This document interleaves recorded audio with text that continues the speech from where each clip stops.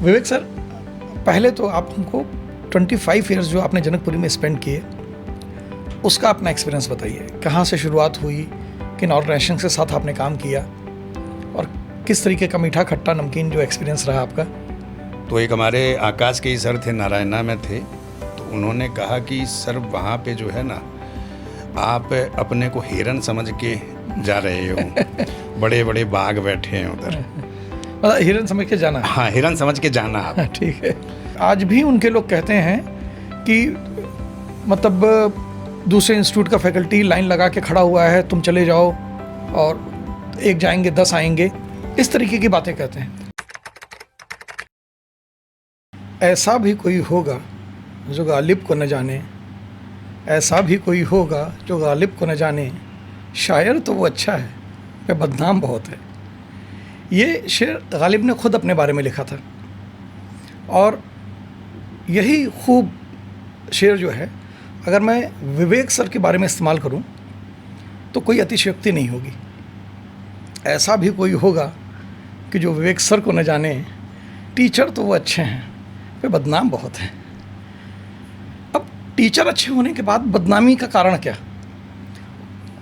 सीधा सा कारण था कि अपने जूनियर्स के लिए संघर्ष करना, अपने साथ वालों के लिए लड़ना, और बड़ी बड़ी कंपनियों से मोर्चा लेना। तो ये हिम्मत कहाँ से आती है, पहली बात तो मैं पूछना चाहूँगा। और दूसरा, क्यों ज़रूरी है किसी और के लिए लड़ना या अपने लिए लड़ना? विवेक सर। सबसे पहली बात तो Dhananjay Kumar Singh sir means DK sir था दिमाग में कि हैं और भी दुनिया में सुखनवर बहुत अच्छे, कहते हैं कि गालिब का है अंदाजे बयां। और डीके सर से मेरी मुलाकात जो हुई, आकाश इंस्टीट्यूट जनकपुरी में मैं जब जा रहा था, तो जो ऑनर थे उन्होंने मेरे को बुलाया था ज्वाइनिंग के लिए, और मेरे से एक बात कही उन्होंने कि देखो, आपसे पहले भी एक टीचर हैं और सबसे अच्छे टीचर हैं हमारे, लेकिन हम डीके सर को कहाँ कहाँ भेजें। तो इसी में मेरे को ये बात याद आई, और मैंने एक शेर जो बताया उसको मैं डीके सर के लिए ही बोलता हूँ कि हैं और भी दुनिया में केमिस्ट्री के टीचर बहुत अच्छे, कहते हैं कि डीके का है अंदाजे बयां। और कोई एक मौका मिला डीके सर की क्लास में जाने का, और मैं जब बच्चों से इंट्रोड्यूस हुआ तो मुझे ये समझ में आ गया, और मुझे फिर एक शेर याद आ गया कि रेखता कि तुम ही नहीं उस्ताद गालिब, आगे के ज़माने में कोई मीर भी है। बात था, लेकिन मुझे तो ये पता है कि मीर भी है, कि मतलब एक तुम ही नहीं आए हो जिसको चौधरी सर ने बुलाया है, तुमसे पहले भी यहाँ मीर बैठे। विवेक सर, सबसे पहले तो मैं आपसे जानना चाहूँगा, आपका जो 25 साल का जनकपुरी का एक्सपीरियंस रहा, और कभी आपने जनकपुरी छोड़ा नहीं। 25 साल लगातार जनकपुरी में रह के कितनी ऑर्गेनाइजेशंस आई और चली गईं, और हर ऑर्गेनाइजेशन की फ़र्स्ट प्रेफरेंस केमिस्ट्री में आप रहे हैं। तो ये जो चेंजेस थे, ऑर्गेनाइजेशंस का आना जाना, वो एक्सपीरियंस आपका कैसा था? जो आप ऑर्गेनाइजेशंस, एक ऑर्गेनाइजेशन से दूसरे ऑर्गेनाइजेशन में स्विच करते थे, उनके क्या कारण रहे? लोग बोलते हैं कि हाईली अनस्टेबल टीचर रहे विवेक सर, तो मैं तो उनसे सीधे बोलता हूँ कि एक केमिस्ट्री का टीचर या किसी भी सब्जेक्ट का टीचर बता दो तुम जनकपुरी में, जो 25 साल से लगातार जनकपुरी में पढ़ा रहा है, तो वो स्टेबल हुए कि तुम लोग स्टेबल हुए जो 25 जगह पे चेंज किए गए या निकाले गए? सर है क्या, जैसे बदनाम तो मैं हूँ और ज़्यादा हो गया हूँ पिछले 3 साल में। अगर आप देखें तो लगातार 5 साल मैंने आकाश में पढ़ाया, फिर एक दिन ओनर ने बुलाया कि आपका ट्रांसफ़र पटना कर दिया। ये पटना वाला किस्सा बड़ा मैंने सुना हुआ है, मैं आपके मुंह से अब सुनना चाहता हूँ इसको। तो पटना जब ट्रांसफ़र कर दिया है, तो मैंने कहा सर मेरी तो आपसे जनकपुरी की बात हुई थी, पटना तो छोड़िए, मैं तो साउथ एक्स भी नहीं जाऊंगा जो यहाँ से 15 किलोमीटर है। अच्छा, चौधरी सर को ये बोलने की हिम्मत नहीं होती थी किसी की? सर बात क्या है ना कि चौधरी सर की एक ख़ास बात है कि वो पसंद भी उसी को करते थे जिसमें हिम्मत हो, जो डायरेक्टली बोल सकता हो। ठीक है। चौधरी सर ने कहा कि मेरा डिसीजन यही है। मैंने कहा बिल्कुल सही है सर, डिसीजन तो आप ही को लेना है। जी। 3 दिन का टाइम मेरे को दिए कि तुम्हें पटना जाना है।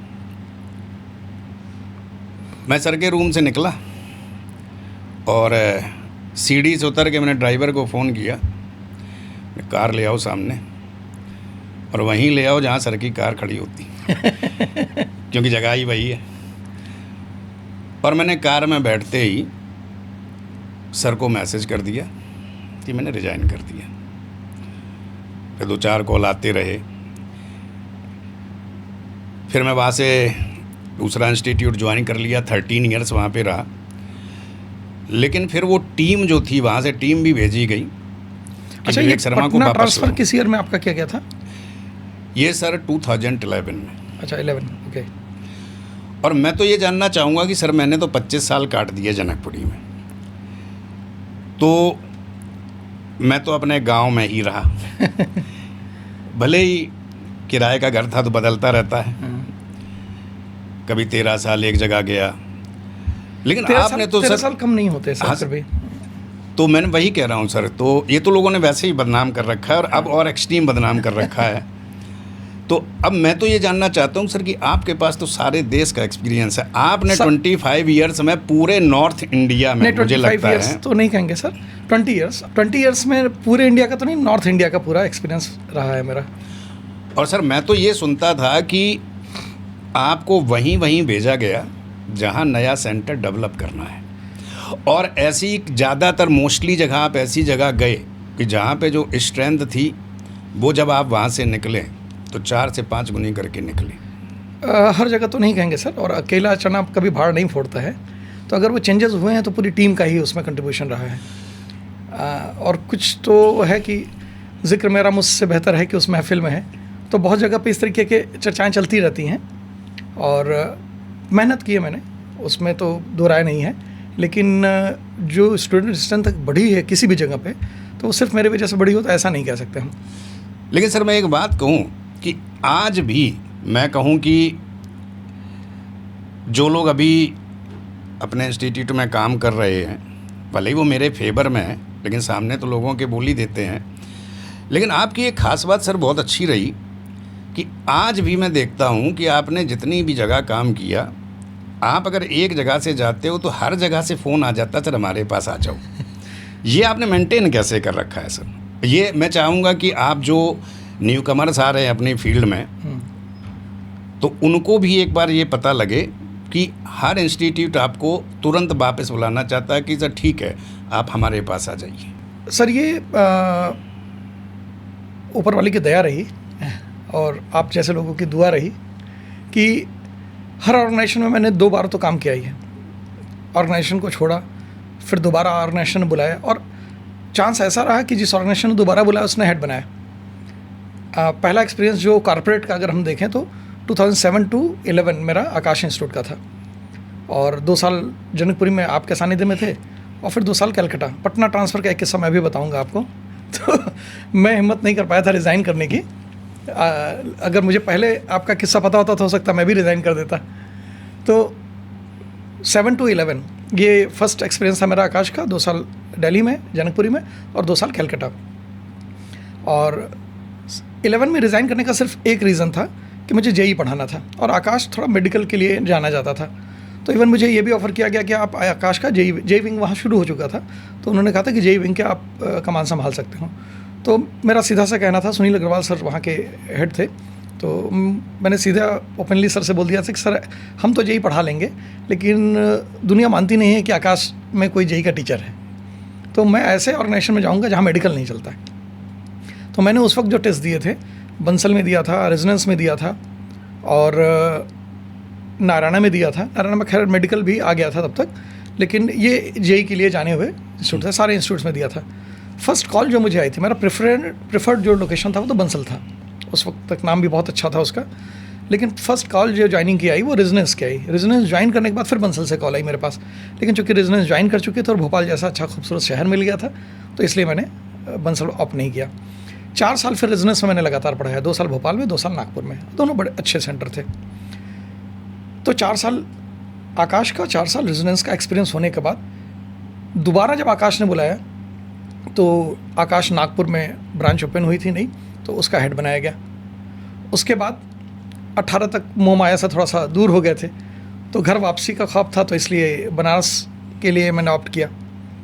बनारस में JRS सबसे बढ़िया इंस्टीट्यूट हुआ करता था, अभी भी है। तो JRS मैंने ज्वाइन किया था 18 में, सिर्फ इसलिए कि मुझे घर जाना था। अदरवाइज़ हम 2018 में जब आकाश में थे उस वक्त भी टॉप पोजीशंस पे ही थे। विवेक सर, पहले तो आप हमको 25 ईयर्स जो आपने जनकपुरी में स्पेंड किए, उसका अपना एक्सपीरियंस बताइए। कहाँ से शुरुआत हुई, किन ऑर्गेनाइजेशन के साथ आपने काम किया, और किस तरीके का मीठा खट्टा नमकीन जो एक्सपीरियंस रहा आपका? सर मैं 2001 में अगस्त में आया था दिल्ली, और वहाँ का एक बड़ा मज़ेदार किस्सा है कि फिटजी का एक किस्सा है। मैं फिटजी का इंटरव्यू देने गया। अच्छा, पहला आपका इंटरव्यू जो फिटजी में इंटरव्यू देने गया। मैं जस्ट दिल्ली आया था, तो वहाँ पे IIPM कॉलेज है, वहाँ पे डेमो रिटन इंटरव्यू था। अच्छा, मेरे को आता तो था केमिस्ट्री, फिजिक्स, मैथ, एक्चुअली सब बराबर थी। अच्छा, उतना नहीं आता। आप इंजीनियरिंग बैकग्राउंड से? मैं इंजीनियरिंग बैकग्राउंड से था, तो केमिस्ट्री तो वैसे ही वीक होनी चाहिए। अच्छा।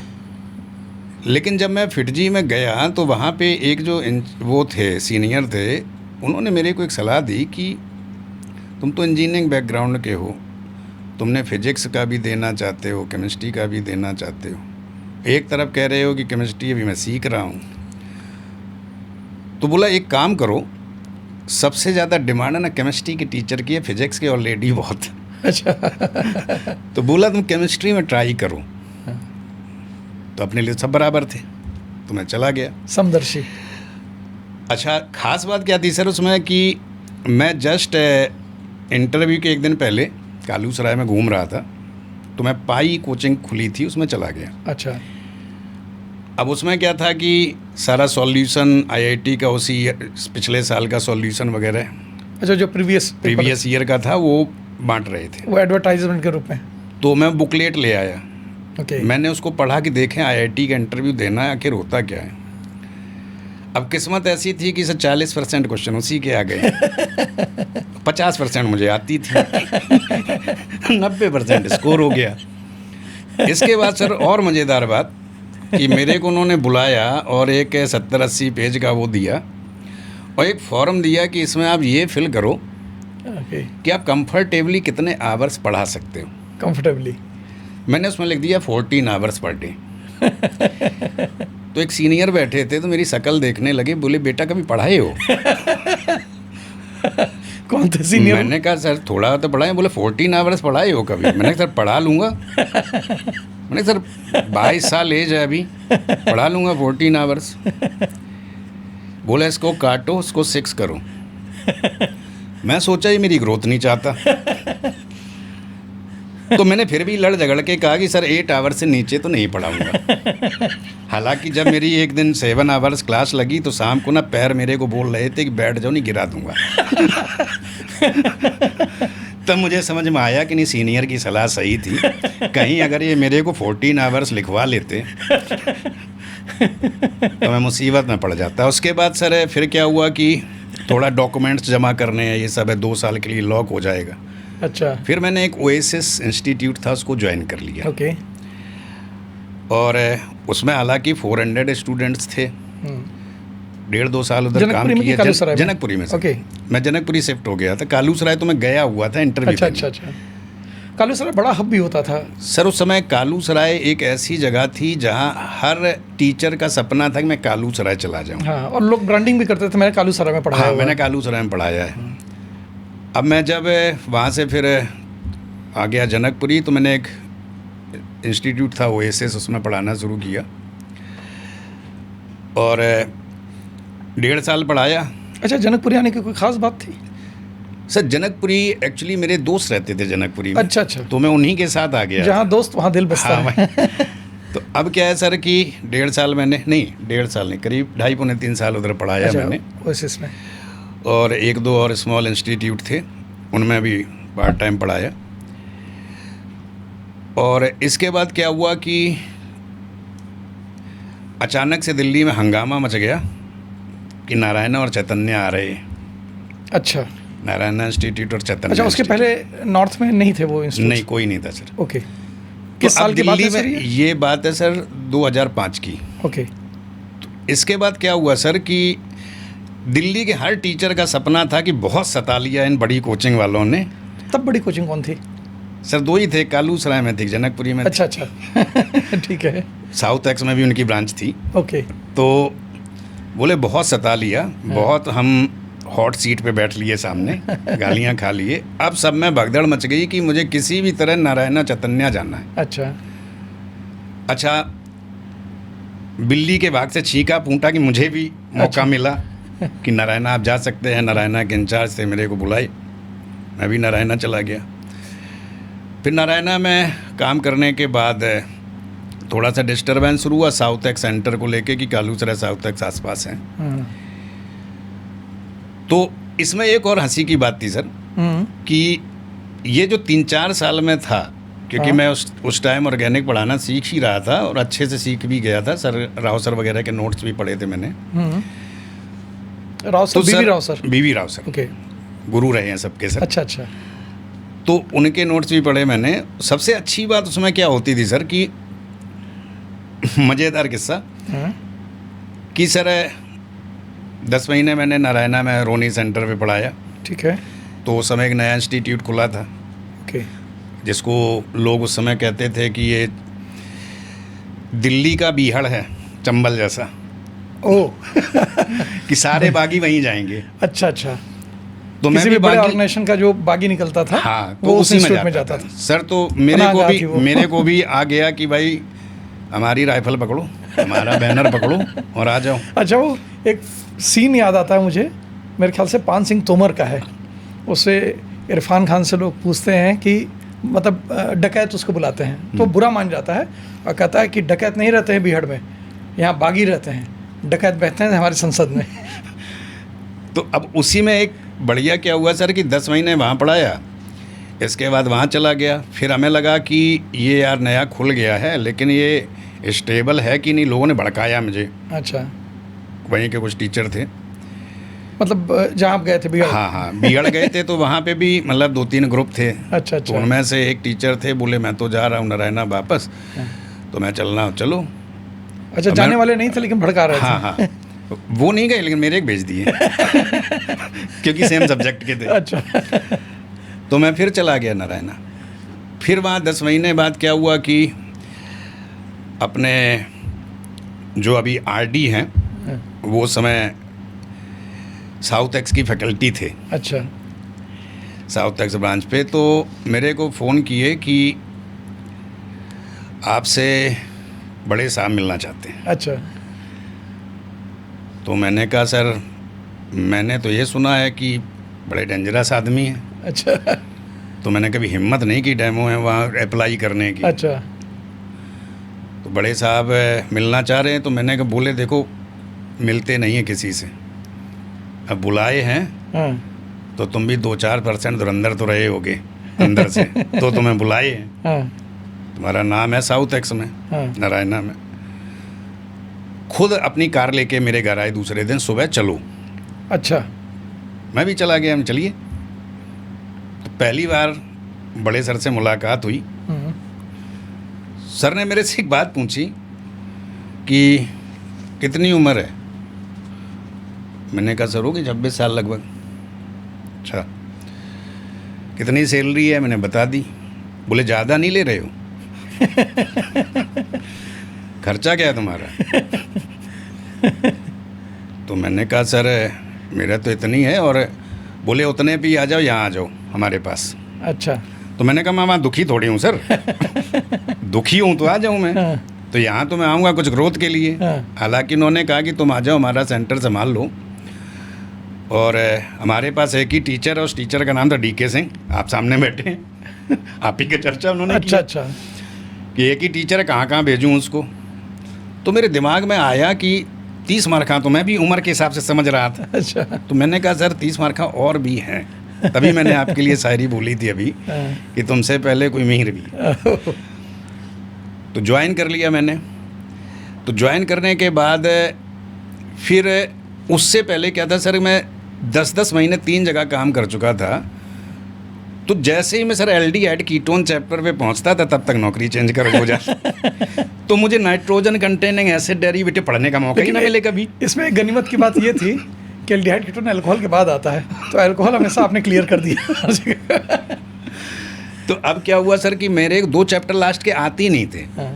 क्योंकि उससे पहले नौकरी बदल जाती थी। अच्छा। तो फिर आकाश में रह के पढ़ा। और सबसे बड़ी बात क्या है सर कि मुझे एक मौका याद आता है कि चौधरी सर से मैंने कहा था कि सर मैं ऑर्गेनिक इनऑर्गेनिक ऑर्गेनिक फिजिकल पढ़ा देता हूँ, हाँ। इनऑर्गेनिक नहीं आती। ठीक है। बोले कोई बात नहीं, तुम ज्वाइन तो करो। हाँ। तो मुझे अंदर संदेह हुआ कि ये किस हिसाब से बोल रहे ज्वाइन तो करो। हाँ। मैंने तो सुना सब पढ़ाना है। फिर एक दिन हमारे पास वहाँ से एम्प्लॉई आया कि सर आपकी 11th में क्लास है, बोरॉन फैमिली पढ़ानी है। अच्छा। मैंने कहा इनऑर्गेनिक है, मुझे आती नहीं है। हाँ। बोले क्या बात कर रहे हो सर। उसने बड़े साहब को फ़ोन लगा दिया कि ये तो कह रहे हैं कि हम इनऑर्गेनिक पढ़ाते ही नहीं हैं। बोले उसको फ़ोन दो। मेरे से बोले ऐसा है, देखो पढ़ाना तो तुम्ही को है, पढ़ के पढ़ा दो, नहीं चलोगे तो हम देखेंगे। अच्छा। अब शान पे बात है कि चलोगे कैसे नहीं। सर रात में 2 बजे तक पढ़ा हाँ। इनऑर्गेनिक बोरॉन फैमिली, हाँ। 1.5 घंटे लाइक। ठीक है। और जैसे ही बोरॉन फैमिली जो पढ़ के गया था वो सर 50 मिनट में ख़त्म हो गया। अच्छा। और ऊपर से सर बोरेक्स का स्ट्रक्चर भूल गया। ओके। फिर मैंने कहा कि जस्ट बगल वाले रूम में डीके सर हैं। तो मैं आपके पास आया निकल के, मैंने कहा सर बोरेक्स के वो बीच वाले बॉन्ड भूल गया हूँ, अच्छा। तो ज़रा मुझे याद दिला दीजिए। हाँ। तो बोले सर मैंने अभी बनाया बोर्ड पे। तो मैं पानी पी के टहलते हुए मैंने उसको देख लिया, अच्छा इधर इधर था। अच्छा। फिर मैं क्लास में आया, बना किसी से। नहीं बना सर, देखो ऐसे होता है। तो उस टाइम ये था सर कि मेरा तो एक्सपीरियंस ये रहा है कि जब कुछ नहीं आता था ना तो कॉन्फिडेंस बहुत था, और जैसे जैसे नॉलेज बढ़ती गई कॉन्फिडेंस कम होता गया कि ये भी हो सकता था, ये भी हो सकता है, इसमें ये भी होगा। तो इनऑर्गेनिक मैंने आपसे ही सीखी है सर। एक शेर है किसी का, या नहीं एक कोट है मेरे ख्याल से प्लेटो का है, अरिस्टोटल का है या प्लेटो का है कि only thing I know is that I know nothing. तो ये होता है, जब आप ज़्यादा पढ़ते जाते हैं तो कन्फ्यूज़न भी बढ़ता जाता है, और ऐसे लगता है कि यार ये भी सही है वो भी सही है। और इनऑर्गेनिक का मैं किस्सा आपको बताता हूँ। इनऑर्गेनिक कैसे मेरी तैयार हुई थी। जब मैंने आकाश ज्वाइन किया था तो जैसे आप बता रहे हैं वो डर मुझे भी था। तो ज्वाइन करते वक्त इनऑर्गेनिक जनरली टीचर्स नहीं पढ़ाना चाहते हैं, तो मुझसे बोला गया कि इनऑर्गेनिक सब अच्छा। उस वक्त क्या था ना कि पहले फिजिकल चलता था, फिर ऑर्गेनिक, फिर इनऑर्गेनिक, और इनऑर्गेनिक का वेटेज भी बड़ा कम था एग्जामिनेशन में। तो सब ने बोला कि शुरू तो फिजिकल से होगा, जब तक इनऑर्गेनिक आएगा तब तक एंड में रहता है, बच्चे जाने भी लगते हैं, तो थोड़ा थोड़ा करके कवर कर देंगे तो हो जाएगा। मैंने कहा ठीक है। उस वक्त मैं जो सबसे जूनियर फैकल्टी था जनकपुरी में, और बाकी सब दिग्गज लोग थे, लेकिन ज़्यादा लोग टिक नहीं पाते थे, तो कुछ अच्छे छोड़ के चले जाते थे, जो बुरे होते थे उनको निकाल दिया जाता था। मैं ना अच्छा था ना बुरा था, तो इसलिए पड़ा हुआ था। फाइनली आया मेरे पास एक दिन, 10 दिन ही ज्वाइन किए हुआ था, तो बोले कि सर क्रैश कोर्स का ना वो जो टीचर थे पढ़ा रहे थे, फिजिकल ऑर्गेनिक ख़त्म हो गई और वो साउथ एक्स यहाँ पढ़ाने आते थे क्योंकि टीचर नहीं थे, तो अब उनको वापस साउथ एक्स भेज दिया गया है, तो इनऑर्गेनिक वाला जो पोर्शन बचा है वो क्रैश कोर्स में आपको पढ़ाना है। अब मेरी तो एकदम सांस रुक गई कि अरे भाई मैंने तुमको बोला था कि इनऑर्गेनिक तो सबसे मुश्किल है, और वो तो आपने बोला था कि नहीं वो तो 6 महीने के बाद आएगी, और आप क्रैश कोर्स में 6 बैचेज़ में मुझे इनऑर्गेनिक पढ़ाने के लिए भेज रहे हो, तो मरता क्या ना करता। तो जो बात आपने बताई वही, मैं अपनी बुआ के यहाँ एक रहता था, बुआ रहती थी, करीब 1-1.5 घंटे का रास्ता था। तो उस वक्त 12 से 12 का क्लास चलता था। सुबह 8 बजे से क्लास शुरू होती थी, रात में 8 बजे तक ख़त्म होती थी। बीच में गैप भी मिलता था, लेकिन घर इतना दूर था कि जा भी नहीं सकते थे। तो रात में 8 बजे जब मैं निकलता था, 9:30 बजे घर पहुंचता था, खाने के बाद फिर पढ़ना और पेपर डिस्कस करना होता था, वो पेपर तैयार करता था। ऑलमोस्ट 2:30 से 3 बज जाते थे।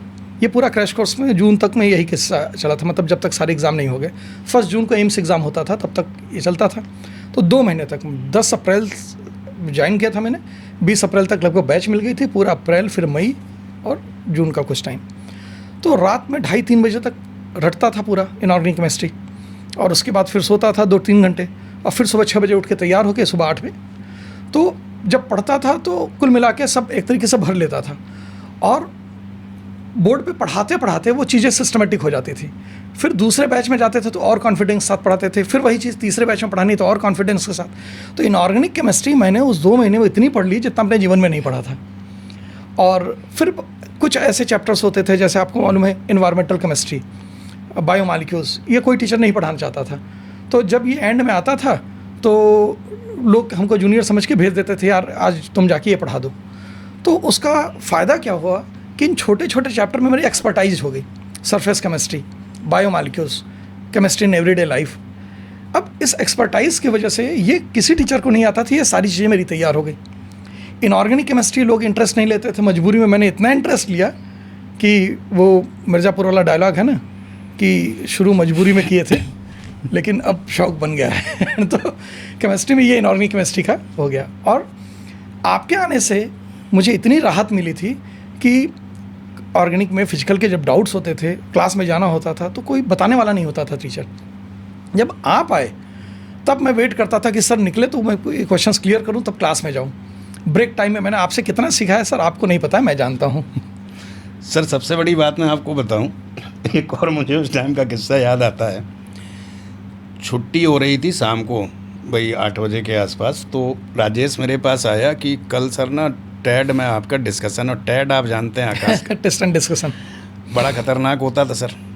वो अगर आप बैच कह दो, के सारे मैक्सिमम बच्चे एम्स या दिल्ली के कॉलेजेस में जाते थे, बेस्ट कॉलेजेस में। वो उसमें ये था कि अगर आप कह दो ना कि इस बुक में लिखा, बच्चा बुक दे देता था हाँ। कि सर इस कहाँ है, ढूंढिए जरा। पीटर तो साइक्स मेरे को बोला, थे हाँ, बच्चे। मेरे को बोला कि कल ना डिस्कशन है सर आपका। अच्छा। कल नोएडा वाले सर नहीं आ रहे, आपको डिस्कशन लेना है। हाँ, हाँ। मैंने ठीक है। तो अब क्या हुआ सर कि मैंने कहा क्या टॉपिक है, बोले ऑर्गेनिक है। मैंने सुबह देना पेपर, शाम से मैं निकला, मैंने सुबह दे देना आधा घंटे पहले। सुबह आया तो उसमें देखा कार्बोहाइड्रेट, प्रोटीन, बायोमॉलिक्यूल। अब मैं इंजीनियरिंग बैकग्राउंड का, अब मेरे हाथ पैर फूल गए। वो एक तो बोला टैड, आकाश का सबसे खतरनाक बैच, ऊपर से कह रहा, मैंने बोले क्यों नहीं तुम बायोमॉलिक्यूल। सर ऊपर नहीं लिखा ऑर्गेनिक केमिस्ट्री, मैं तो उतना ही जानता हूँ ना, मैं टीचर नहीं बन जाता अगर मैं यही सब जानता था। मैंने कहा तुम फंसवा दिए भाई मुझे। इसके बाद मैंने कहा कि क्या करूं, तब तक आप आई। मैंने कहा सर बस इसके आंसर टिक कर दो, क्योंकि आंसर की भी नहीं आई कर लेंगे। बाकी एक्सप्लेन मैं कराऊंगा सर। अब मैं क्लास में गया सर, 3-4 क्वेश्चन, बच्चा बोला कि सर ये 7 क्वेश्चन बता दो, बस बाकी तुम्हारे बन गए। तो मैंने कहा 7 क्वेश्चन बता दो, काटना 2 घंटा है। और राजेश बोला कि निकलना भी नहीं है सर 2 घंटा से पहले, डाउट बताने। सर उनमें से एक क्वेश्चन मुझे मिल गया। अच्छा। वो था स्टीरियो आइसोमर। फिर मुझे राहत आई, सर मैंने 2 घंटा उसी क्वेश्चन पे काटा। बाकी 6 लास्ट में बोला टाइम ख़त्म हो गया है। बच्चे बोले हम बना लेंगे सर, आपने बढ़िया पढ़ा दिया। सर मैं निकला। लेकिन स्टीरियो केमिस्ट्री एक ऐसा टॉपिक था ना, वो दुखती रग होती है बच्चों की भी, टीचर्स की भी। और टैड में जो बच्चे होते हैं उनको स्टीरियो आइसोमरिज्म अगर आ जाए तो उसका अदर एप्लीकेशन बहुत ज़्यादा है। उसी ने सर जान बचाई। और एक पटना ट्रांसफ़र का आपका किस्सा सुनने में आया था, मैं आपके मुँह से सुनना चाहता हूँ। आप अगर यहाँ जा रहे हैं, जैसे मैं जब आकाश जा रहा था तो मुझे लोगों ने बोला कि कभी काम किए हो आकाश में। मैंने कहा सर किया तो नहीं हूँ। तो एक हमारे आकाश के ही सर थे, नारायणा में थे, तो उन्होंने कहा कि सर वहाँ पे जो है ना, आप अपने को हिरन समझ के जा रहे हो, बड़े बड़े बाघ बैठे हैं उधर। मतलब हिरन समझ के जाना। हाँ, हिरन समझ के जाना आप। ठीक है। और मैं चला गया और मैंने कहा कि सर वहाँ मिलना किससे है। तो बोले कि हैं तो सारे ही लोग अच्छे, लेकिन मतलब बड़ी ख़तरनाक जगह है। खैर मैं आ गया, मेरे को कहा कि HN झा सर जो थे उनके से बात हुई कि बॉटनी वाले सर। तो कब उन्हीं से मिलना जाके, सबसे सज्जन आदमी वही है। तो मैंने कहा बाकी सज्जन नहीं है क्या? बोले कंपैरिजन में सज्जन जो है ना सब उनके कंपैरिजन में तो कम। दुनिया सिर्फ अच्छे लोगों से भरी है, हाँ। कुछ कम अच्छे हैं, कुछ ज़्यादा अच्छे हैं। बाकी ठीक है, सेट हो गया अपना, सब कुछ हो गया। लेकिन सर कुछ थे ऐसे लोग, क्योंकि मेरी आदत क्या थी, जैसे एक बार इंक्रीमेंट के लेटर बट रहे थे, 2011 की बात है, मार्च वगैरह की बात होगी। तो 2-3 टीचर थे उस टाइम, नए थे, और इंक्रीमेंट हुआ कि सबका 10% होगा। अब जिसकी सैलरी 2 लाख थी उसके 20,000 बढ़ गए, और जो 40,000 रुपये थे उसके 4,000 बढ़े। तो वो लोग बड़े परेशान थे, मतलब बाहर जब हम ऑफिस निकले तो उनमें से एक फैकल्टी थे, उनके आंसू ही निकलने लगे। अब मैं क्या हुआ कि मैं सोचा था कि 5 साल हो गए, अब तो मैं भी सास हूँ, बहू तो बाकी क्यों, मैं भी हूँ, 5 साल हो गए। तो मैंने दूसरे दिन सर के बेटे आए, तो मैंने कहा कि सर ऐसा ऐसा देखिए अपने इंस्टीट्यूट का नाम ख़राब हो रहा है कि अगर बाहर दुकान के पास खड़ा होकर हमारा फैकल्टी आंसू बहा रहा है। बोले पापा से बात करूं। अच्छा, ठीक है, पापा से बात कर लेते हैं। दूसरे शाम को उसी दिन पापा भी आ गए, बड़े बॉस। तो मैं उनके रूम में गया, मैंने कहा सर ऐसी ऐसी बात है। तो उसी टाइम आंदोलन भी चल रहा था, उसी कौन सा आंदोलन को लेके चौधरी जी मेरे को बोले कि आंदोलन कौन सा? अभी बताता हूँ। अच्छा। चौधरी जी की बात से ही पता लग जाएगा। हाँ। तो क्या दिक्कत है, तुम क्यों अन्ना हजारे बन रहे हो? अच्छा अच्छा अच्छा अच्छा। मैंने कहा सर अन्ना हजारे नहीं बन रहा हूँ, मैंने कहा मैं आपको बता रहा हूँ कि ऐसी ऐसी बात, हाँ। क्या चाहते हो? गनीमत थी कि अन्ना हजारे केजरीवाल नहीं बने। तो मेरे को बोले कि, मैंने कहा सर ऐसी ऐसी मैं चाहता हूँ। बोले ठीक है, उन लोगों को भेजो। अच्छा। तो मैं जब गेट से निकल रहा था तो 90% मुझे था चांस कि इनका बढ़ जाएगा, 10% था कि बाहर निकाली दी जाएंगे। ठीक है। लेकिन खैर उनका बढ़ा दिया गया। लेकिन उसके बाद क्या है, कुछ सीनियर्स जो थे, उनमें से कई लोग अभी भी हैं हाँ, ऑर्गेनाइजेशन में। जो वो किस्सा मैंने दूसरे से भी सुना है। जो सीनियर जो टीचर थे उस समय, कुछ उनको ये बात बुरी लग गई कि चौधरी जी को डायरेक्ट कैसे बोल दिए। अच्छा। जबकि वो लोग उनके पास भी गए थे, हाँ, हाँ। उन्होंने भी कहा था हमने बात की है। हाँ। सर और ने बात मना करते कर नहीं थे वो दिया, लगा बात के। नहीं करते थे वो लोग, और सर ने मना कर दिया है। मतलब यहाँ तक ये होता था कि आप अगर लीव का एप्लीकेशन दो तो 4 दिन रखने के बाद कहते थे वहाँ ऑर्डर आ गया कि नहीं देना है। हाँ। ये भी स्थिति थी, मेरे साथ भी हुआ। वो हेड बन के हमने देखा है सब कुछ चीज़ें। तो इसके बाद क्या हुआ कि चौधरी सर को उन्होंने बोल दिया कि सर ये डिस्टर्ब हो रहा है, ये हो रहा है, वो अच्छा, हो रहा इन है। लोगों ने चौधरी सर का नाम ज़्यादा खराब किया है। हाँ सर, चौधरी सर कभी खराब थे ही नहीं सर। वो डिसिप्लिन थे। हाँ, डिसिप्लिन थे। बस मैं अपने हिसाब से कहूँ तो उनमें एक छोटी सी कमी ये थी कि जो पहले आके बोल दिया बस उसी की बात मान सुनते थे, लेंगे। जो बाद में सफाई देते रहो कोई नहीं सुनता। बात की चीज़ सफाई है। हाँ, तो मैंने उनको कहा तो उन्होंने मेरे को कहा कि आपका ना पटना ट्रांसफ़र कर दिया हमने। तो मैंने कहा सर अपनी बात तो जनकपुरी की हुई थी। अच्छा। 8 अक्टूबर 2007 को। ठीक है। तो आपने कहा था कि ठीक है तुम जनकपुरी ही रहना। बोले वो बात हो गई, टाइम भी निकल गया उसको। अब मैं तो चाहता हूँ, तुम्हारे बहुत सारे दोस्त पटना में रहते हैं, जैसा कि तुम बता रहे थे एक बार। तो अब ना पटना सेंटर खुला है, तुम्हारा वहाँ ट्रांसफ़र कर दिया है। ठीक है। तो मैंने कहा 2011 अच्छा, को, ठीक है। और ये बात है 16 अगस्त की। ठीक है, मिड सेशन में। हाँ, मिड सेशन। ओके। तो बोले कि ट्रांसफ़र कर दिया पटना। तो मैंने कहा सर मैं साउथ एक्स भी नहीं जाऊंगा जो यहाँ से 15 किलोमीटर है। मेरी बात सिर्फ जनकपुरी की हुई थी सर। तो बोले ठीक है 3 दिन का टाइम है, सोच लो। अच्छा, नौकरी करनी है कि नहीं? हाँ, सीधा सर का था, सोच लो। मैं बाहर निकला और वही लिफ्ट के पास, बस लिफ्ट से नीचे उतरा। लिफ्ट में ही मैंने ड्राइवर को फ़ोन कर दिया। मैंने कहा ड्राइवर भाई कार ले आओ, वहीं ले आओ गेट के सामने आकाश के। तो बोला ठीक है सर। उतरते उतरते ही मैंने रिजाइन लिख के भेज दिया। अच्छा, मैसेज भेज दिया कि सर मैं रिजाइन कर रहा हूँ, मेरे से काम नहीं हो पाएगा। हालांकि उसके पीछे बहुत दो चार और भी कहानी है, मैं बता नहीं सकता कि मैं कैसे बचा हूँ उनके केस से। अच्छा अच्छा, ठीक वो है। तो उसमें फिर बाद में फ़ोन आया, इधर आया, बाकी जो कुछ सीनियर्स थे वो समझाए कि सर से बात करके देखो एक बार, ये है वो है।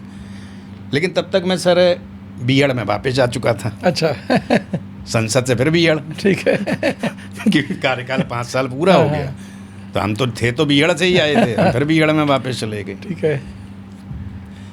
और वो ऐसा बीएड था सर कि उसने नाक में दम कर दिया था सर पूरी कोचिंग इंडस्ट्री। हाँ, रिजल्ट के मामले में रिजल्ट के मामले में बहुत मेहनत किया उन्होंने। बहुत मेहनत की सर, हम सब ने मेहनत की। और सर मतलब 2011 में मैं गया था, पहला बैच था। 2012 में AIPMT और VMMC दोनों का फर्स्ट आ गया। ओह वाह। ऋषभ जैन और सौरभ गुप्ता 2000 2012 में सर। DPMT अलग होता था तब? DPMT अलग होता अच्छा अच्छा। था। AIPMT में ऋषभ जैन, हाँ और लेटर भी पड़ा मेरे पास, और VMMC जो होता था उसमें सौरभ गुप्ता। अच्छा। तो भले ही मेरा योगदान 5% रहा, हाँ हाँ। डाउट तो खैर मैं ही बताता था उनको, 25% मान लीजिए सब्जेक्ट के हिसाब से।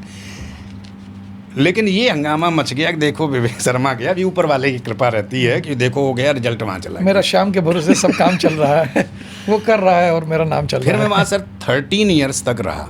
अच्छा। बहुत अच्छा माहौल था, सब कुछ था। फिर हुआ क्या ना कि धीरे धीरे कोई भी होता है, हो सकता है मैं भी अपना इंस्टीट्यूट शुरू किया हूँ तो हो सकता है कि मेरे अंदर भी आए।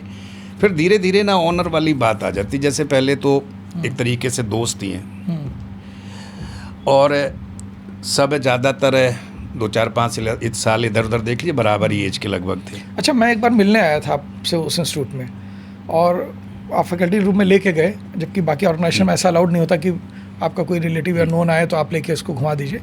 लेकिन आपके ऑफिस में वहाँ पर जैसे फैमिली जैसा एटमॉस्फेयर था, तो वहाँ पर जो चेयर लगी थी फैकल्टी रूम में उसमें व्हील थे। तो मुझे लगा कि यार इतनी बढ़िया चेयर फैकल्टीज को प्रोवाइड की जाती हैं।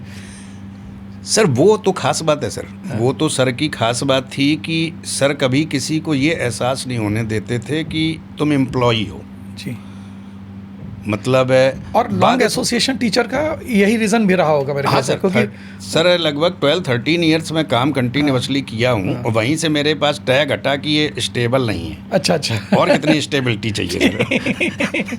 तो 1/4 जो एक कैरियर का आधा तो वहीं काट दिया मैंने। हाँ हाँ। तो इसके बाद थोड़ा सा नेचर में सर के चेंज आने लगा, ये सब था, थोड़ा और इशू कुछ थे। करते करते फिर क्या हुआ कि कोविड टाइम आ गया। अच्छा। कोविड टाइम में जो था कि उस टाइम जो कोविड टाइम की बात आ रही थी, तो मैं एक ख़ास बात बताऊंगा आपको कि सर उस टाइम भी कंपनी ने पूरी सैलरी दी। और कोविड से पहले की बातें तो ये सारी जो अच्छी थी वो तो थी, कोविड टाइम में भी सारा ठीक ही था। और इसके बाद फिर सारी जो समस्या शुरू हुई वो 2023 से शुरू हुई। अच्छा। मेन जब बड़े हाँ। ऑर्गेनाइजेशंस ने पदार्पण किया दिल्ली में। हाँ, तो मैं तो सर देखिए छोटा सा टीचर बन के अपना कोने में बैठा रहता था, चाहे बीएड हो चाहे संसद हो। दोनों जगह मैं आराम से अपना बैठा रहता था। क्यों हो निप हमें का काज। हाँ, तो बिल्कुल वही बात। तो सर अब 2023 आया, बड़ा घुटन सी फील होने लगी थी, बहुत सारे इशू थे। तो उसमें क्या हुआ कि उन इश्यूज में सैलरी कोई इशू नहीं था ना, सैलरी का कोई इशू नहीं। और मेरे ख्याल से कि मुझे लग रहा था कि मुझे 13 साल हो गए काम करते करते। हाँ। शायद जो नए कुछ लोग हैं जो जिनको 5-7 साल ही हुआ होगा, हाँ, वो प्रोपोर्शनल ग्रोथ आपको महसूस नहीं हो रही थी मुझे कि मतलब 13 साल काम करने का रिजल्ट क्या मिला। 2-4 लोग करीबी थे, हाँ। रहे होंगे, अपने ग्रोथ मिलती रही उनको सबको। तो फिर क्या हुआ कि यहाँ से अपनी कोटा वाली कंपनी आ गई। अच्छा, कोटा फैक्ट्री। हाँ, आ गई, शायद 2022 सितंबर में ही आ गई थी। और बगल में हमारे बोर्ड भी लग गया, छोटा सा ऊपर लगा था। इसके बाद पूरी टीम आ गई, आकाश से कुछ मैनेजमेंट के टीम आ गई, एक तथाकथित बड़ी मैडम भी आ गई उधर से। अच्छा।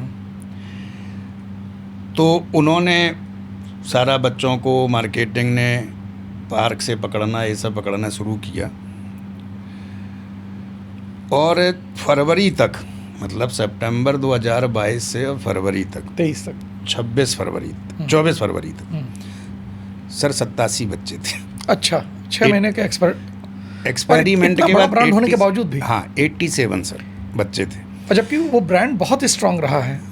तो सर वही मैं कह रहा हूँ कि 87 बच्चा, जब मेरे से बात हुई, आज भी उनके लोग कहते हैं कि मतलब दूसरे इंस्टीट्यूट का फैकल्टी लाइन लगा के खड़ा हुआ है, तुम चले जाओ और 1 जाएंगे 10 आएंगे, इस तरीके की बातें कहते हैं। और सर उनके बातचीत से यह महसूस, मतलब ऐसा एहसास होता है कि जैसे लगता है कि उन लोगों का, मतलब कोई बच्चा अगर जन्म ले रहा है ना, तो उनके इंस्टीट्यूट में पढ़ने के लिए जन्म ले रहा है।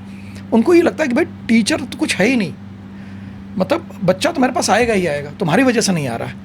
मतलब बच्चे और टीचर को भी इस तरीके का एहसास दिलाते हैं कि तुम्हारा भी जन्म हुआ है तो सिर्फ हमारे इंस्टीट्यूट में पढ़ाने के लिए, इसमें पढ़ा लोगे तो तुम्हारा जीवन धन्य हो जाएगा। अरे काहे का बड़ा इंस्टीट्यूट सर, 87 बच्चे 6 महीने में इतना बड़ा नाम लिए बैठे हो। नहीं तो विवेक शर्मा की ज़रूरत क्या थी, इनको खुद ही कर लेते ना सर। आप टीम ले आए, आकाश से भी कुछ टीचर तोड़ लाए, जो भी किया हो, जहाँ से भी लाए हो।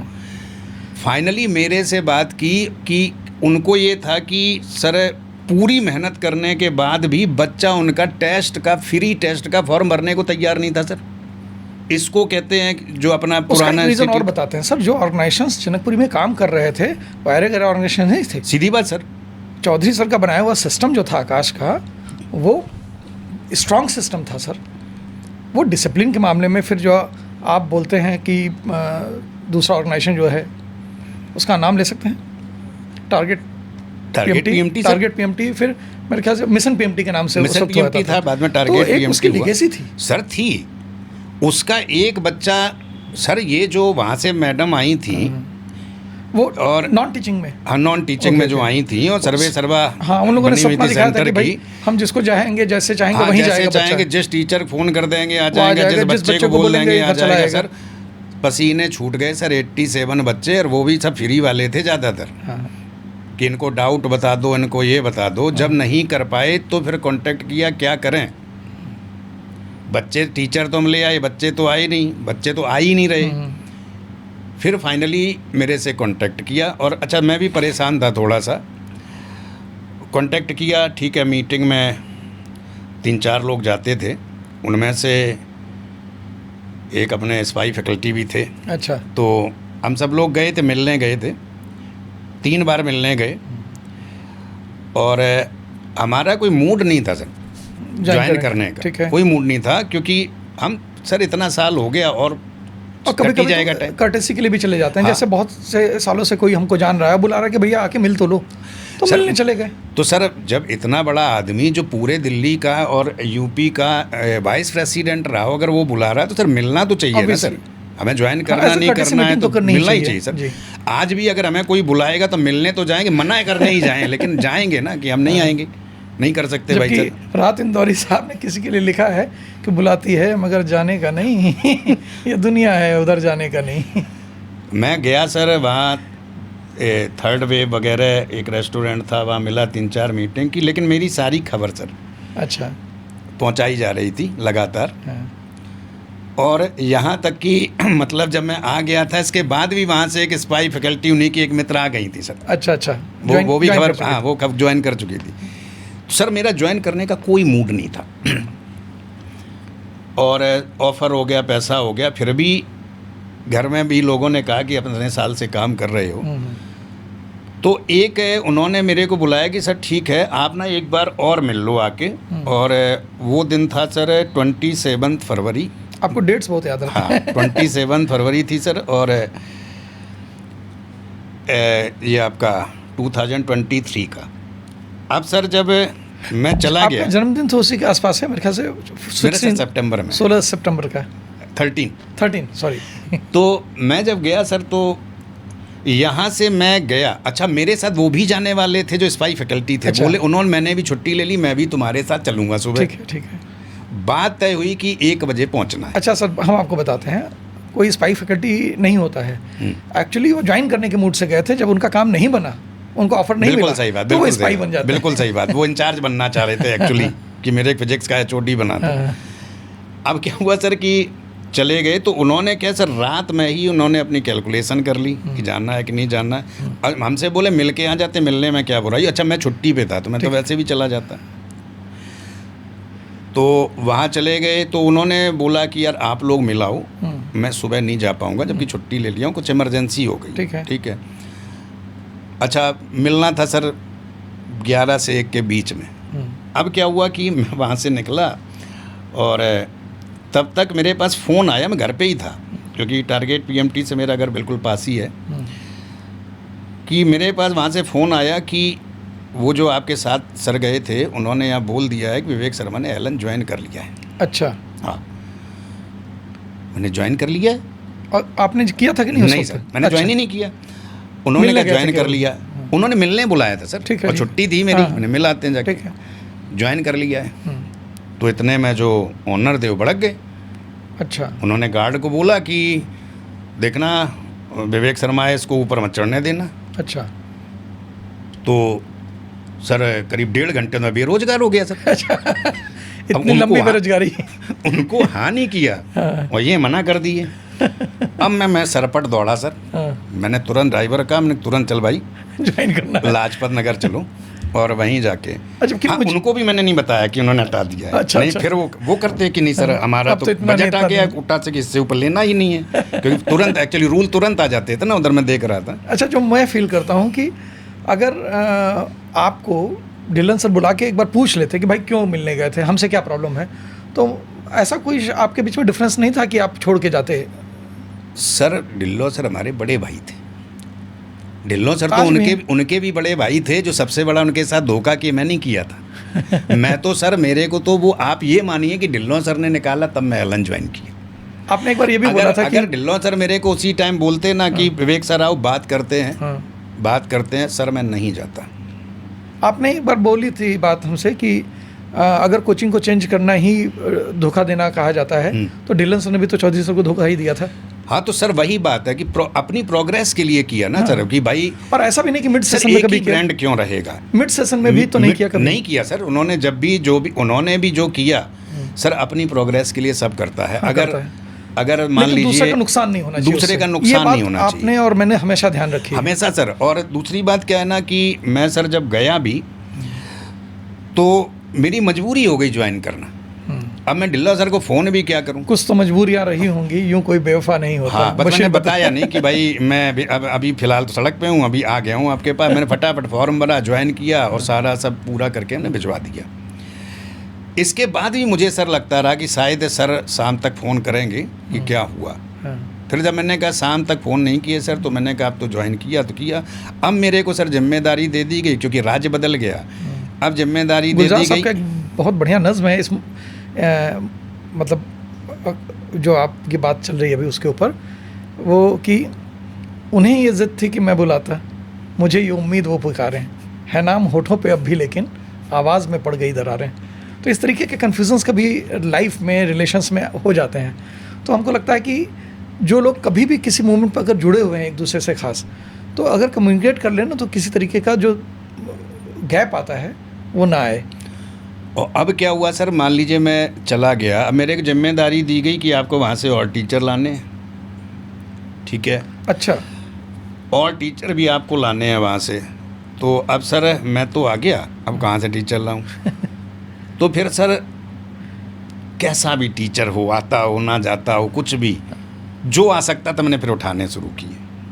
4-5 महीने मुझे 2-3 ऐसे भी रखने पड़े जो एक चैप्टर। अच्छा, कभी ऐसा भी होता है कि आप स्विच कर लीजिए, दूसरा ऑर्गेनाइजेशन में चले जाइए, तो पिछले ऑर्गेनाइजेशन से लोगों का मैसेज आने लगता है कि सर मेरा भी जुगाड़ कराओ। सर मेरे पास मैसेज पड़े हैं आज भी, सबके मैसेज पड़े हैं कि सर मेरे को भी ले लो और अच्छा टेस्ट दे दो, तो टेस्ट से लोग भागने लगते हैं सर। और अच्छे लोगों को मैंने भागते हुए सर देखा। मैं ऐसे टीचर को मैंने ज्वाइन कराया है कि अगर उनको प्रोसेस के थ्रू आना पड़ता सर, वो किसी हालत में सर ज्वाइन नहीं कर पाते। तो ये इस बात को आप गलत नहीं समझते हैं कि आपने गलत फैकल्टीज प्रोवाइड किए? नहीं सर, अगर मैं प्रोवाइड नहीं करता तो उन्होंने तो कहा कि 10 टीचर दो मुझे, कहाँ से दें? हाँ, वो तो नहीं तो तुम ही बाहर। हेड काउंट उनसे मतलब है, हेड काउंट। तो फिर सर जो जैसे आया, एक एक चैप्टर पढ़ाते थे, कोई एनिमल किंगडम पढ़ाता है, कोई कुछ पढ़ाता है, और वो भी, और उन्हीं में से एक आध जो तो है वो स्पाई लोगों के भी लोग अंदर घुसे। उन्होंने मेरे खिलाफ बाद में मेल भी की।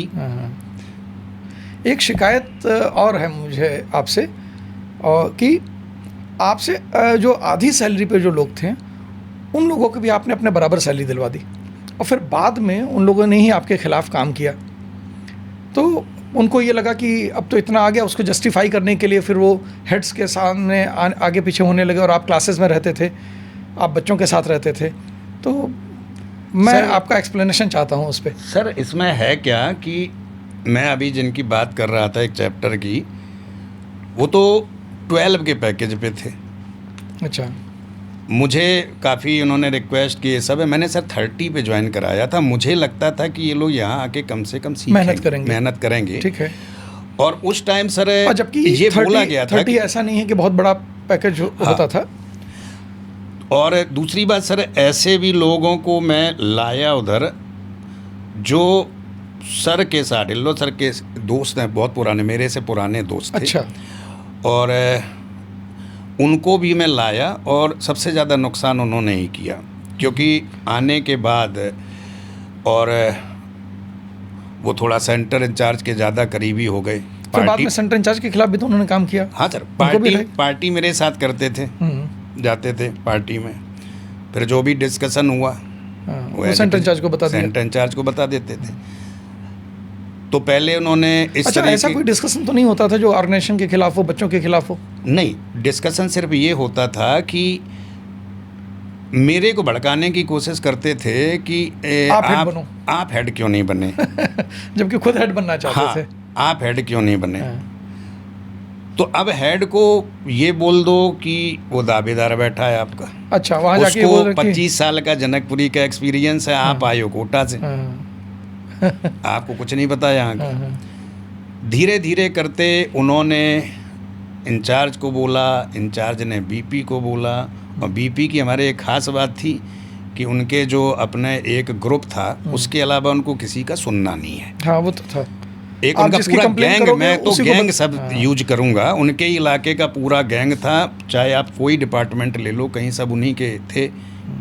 और उसी को बाहर से भी, जैसे मान लीजिए बाहर से भी लाया, जयपुर कोटा कहीं से भी, सब करीबी थे और एक ही शहर के आसपास के। हाँ, मेरे को ये अंदाज नहीं था उस टाइम कि ये एक पूरा नेक्सस है। मैंने आपको पहले भी बताया था, और आपने मेरे को बताया था कि सर आप सावधान रहना। मैंने उस टाइम आपको भी बोला कि सर आप भी क्यों नहीं आ जाते, मैं तो था। मैं वो किससे जानता था ना, जहाँ पर वो पहले काम करते थे। जबकि मैं ज्वाइन करने से पहले तो नेगेटिव था उनके लिए, लेकिन ज्वाइन करने के बाद जो उनकी काम करने की जो शैली थी वो जो इतनी पसंद आई कि आज मैं बहुत पॉजिटिव हूँ उनके लिए। जबकि वो ऑर्गेनाइजेशन में नहीं रहे, अलग सर मैं भी हूँ। अगर वो सर 4-5 लोगों का जो ग्रुप था, अगर सर वो उनकी बात ना सुनते, मेहनती लोगों की बात सुनते, तो सर उनसे अच्छा मैनेजमेंट किसी का नहीं था। उनको कैसे पता चलेगा कोई मेहनती है कि नहीं?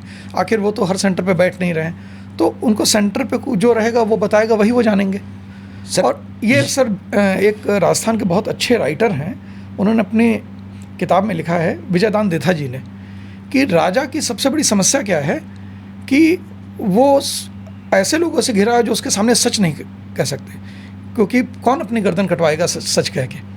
तो फिर कुछ समय के बाद राजा को लगता है कि ये जो 4 उनके मंत्री लोग बोल रहे हैं यही सही है और यही जीवन है, तो उसके हिसाब से वो राज्य को चलाने लगते हैं, जो कि फिर जब मतलब वो प्रजा की जो फीलिंग्स है वो पहुंच नहीं पाती उन तक।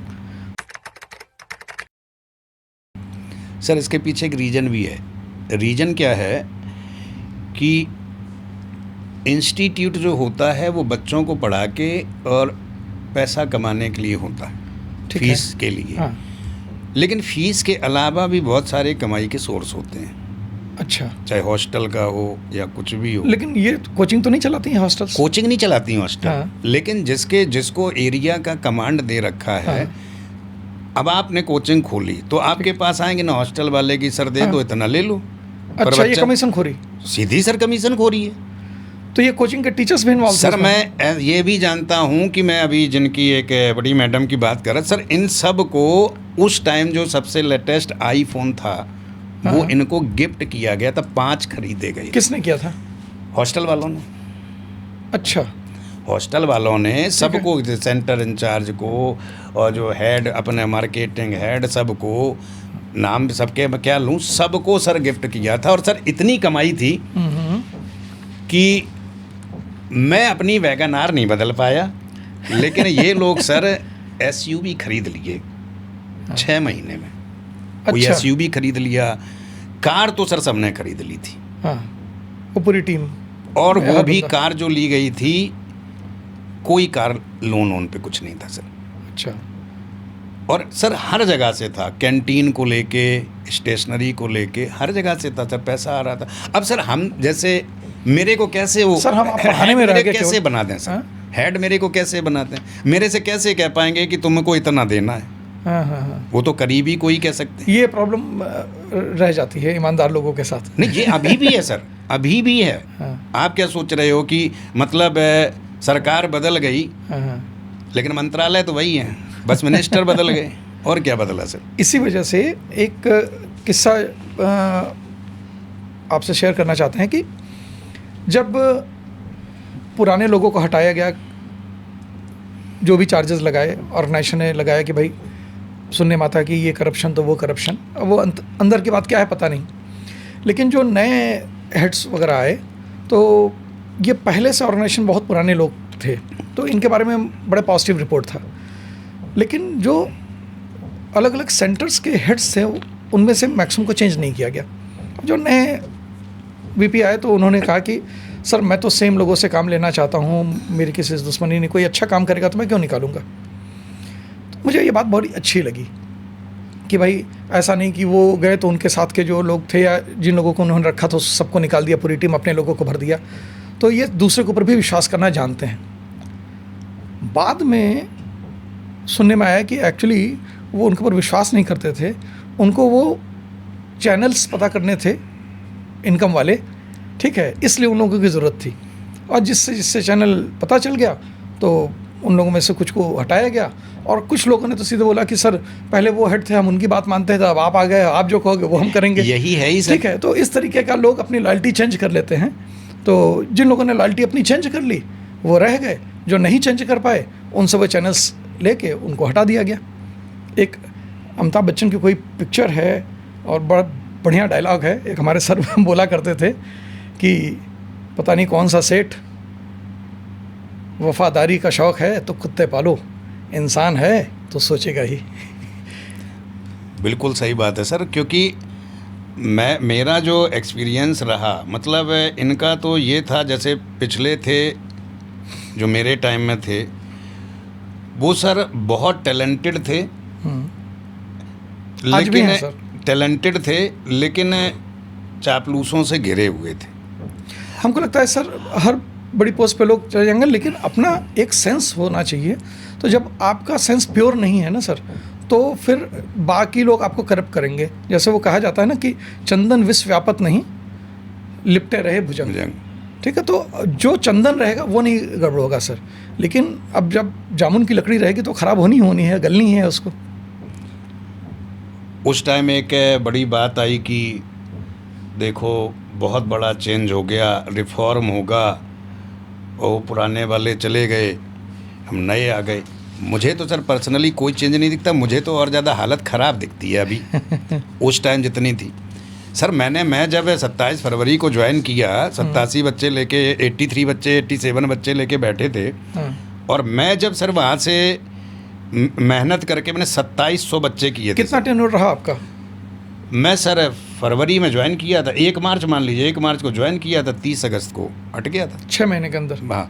और सर मैंने इनको मई लास्ट में इनको 2700 बच्चे करके दिए थे, आज तक नहीं कर पाई। हाँ, आज भी 2000, जबकि उस ऑर्गेनाइजेशन का जो ब्रांड वैल्यू थी उसके अकॉर्डिंग आज की डेट में 3 साल में कम से कम 5000 बच्चे उनके पास होने चाहिए सर, बिल्कुल होने चाहिए। और वो डाउनफॉल रहा कि आपने पहली बात तो अपनी मैक्सिमम लिमिट को अचीव नहीं किया, और दूसरा जो था उससे भी अब निगेटिव होते चले जा रहे हैं। तो विवेक सर, ये तो रहा कि आपकी एंट्री जो सिस्टम में थी, उसका एक और किस्सा मैं आपको सुनाता हूँ कि ये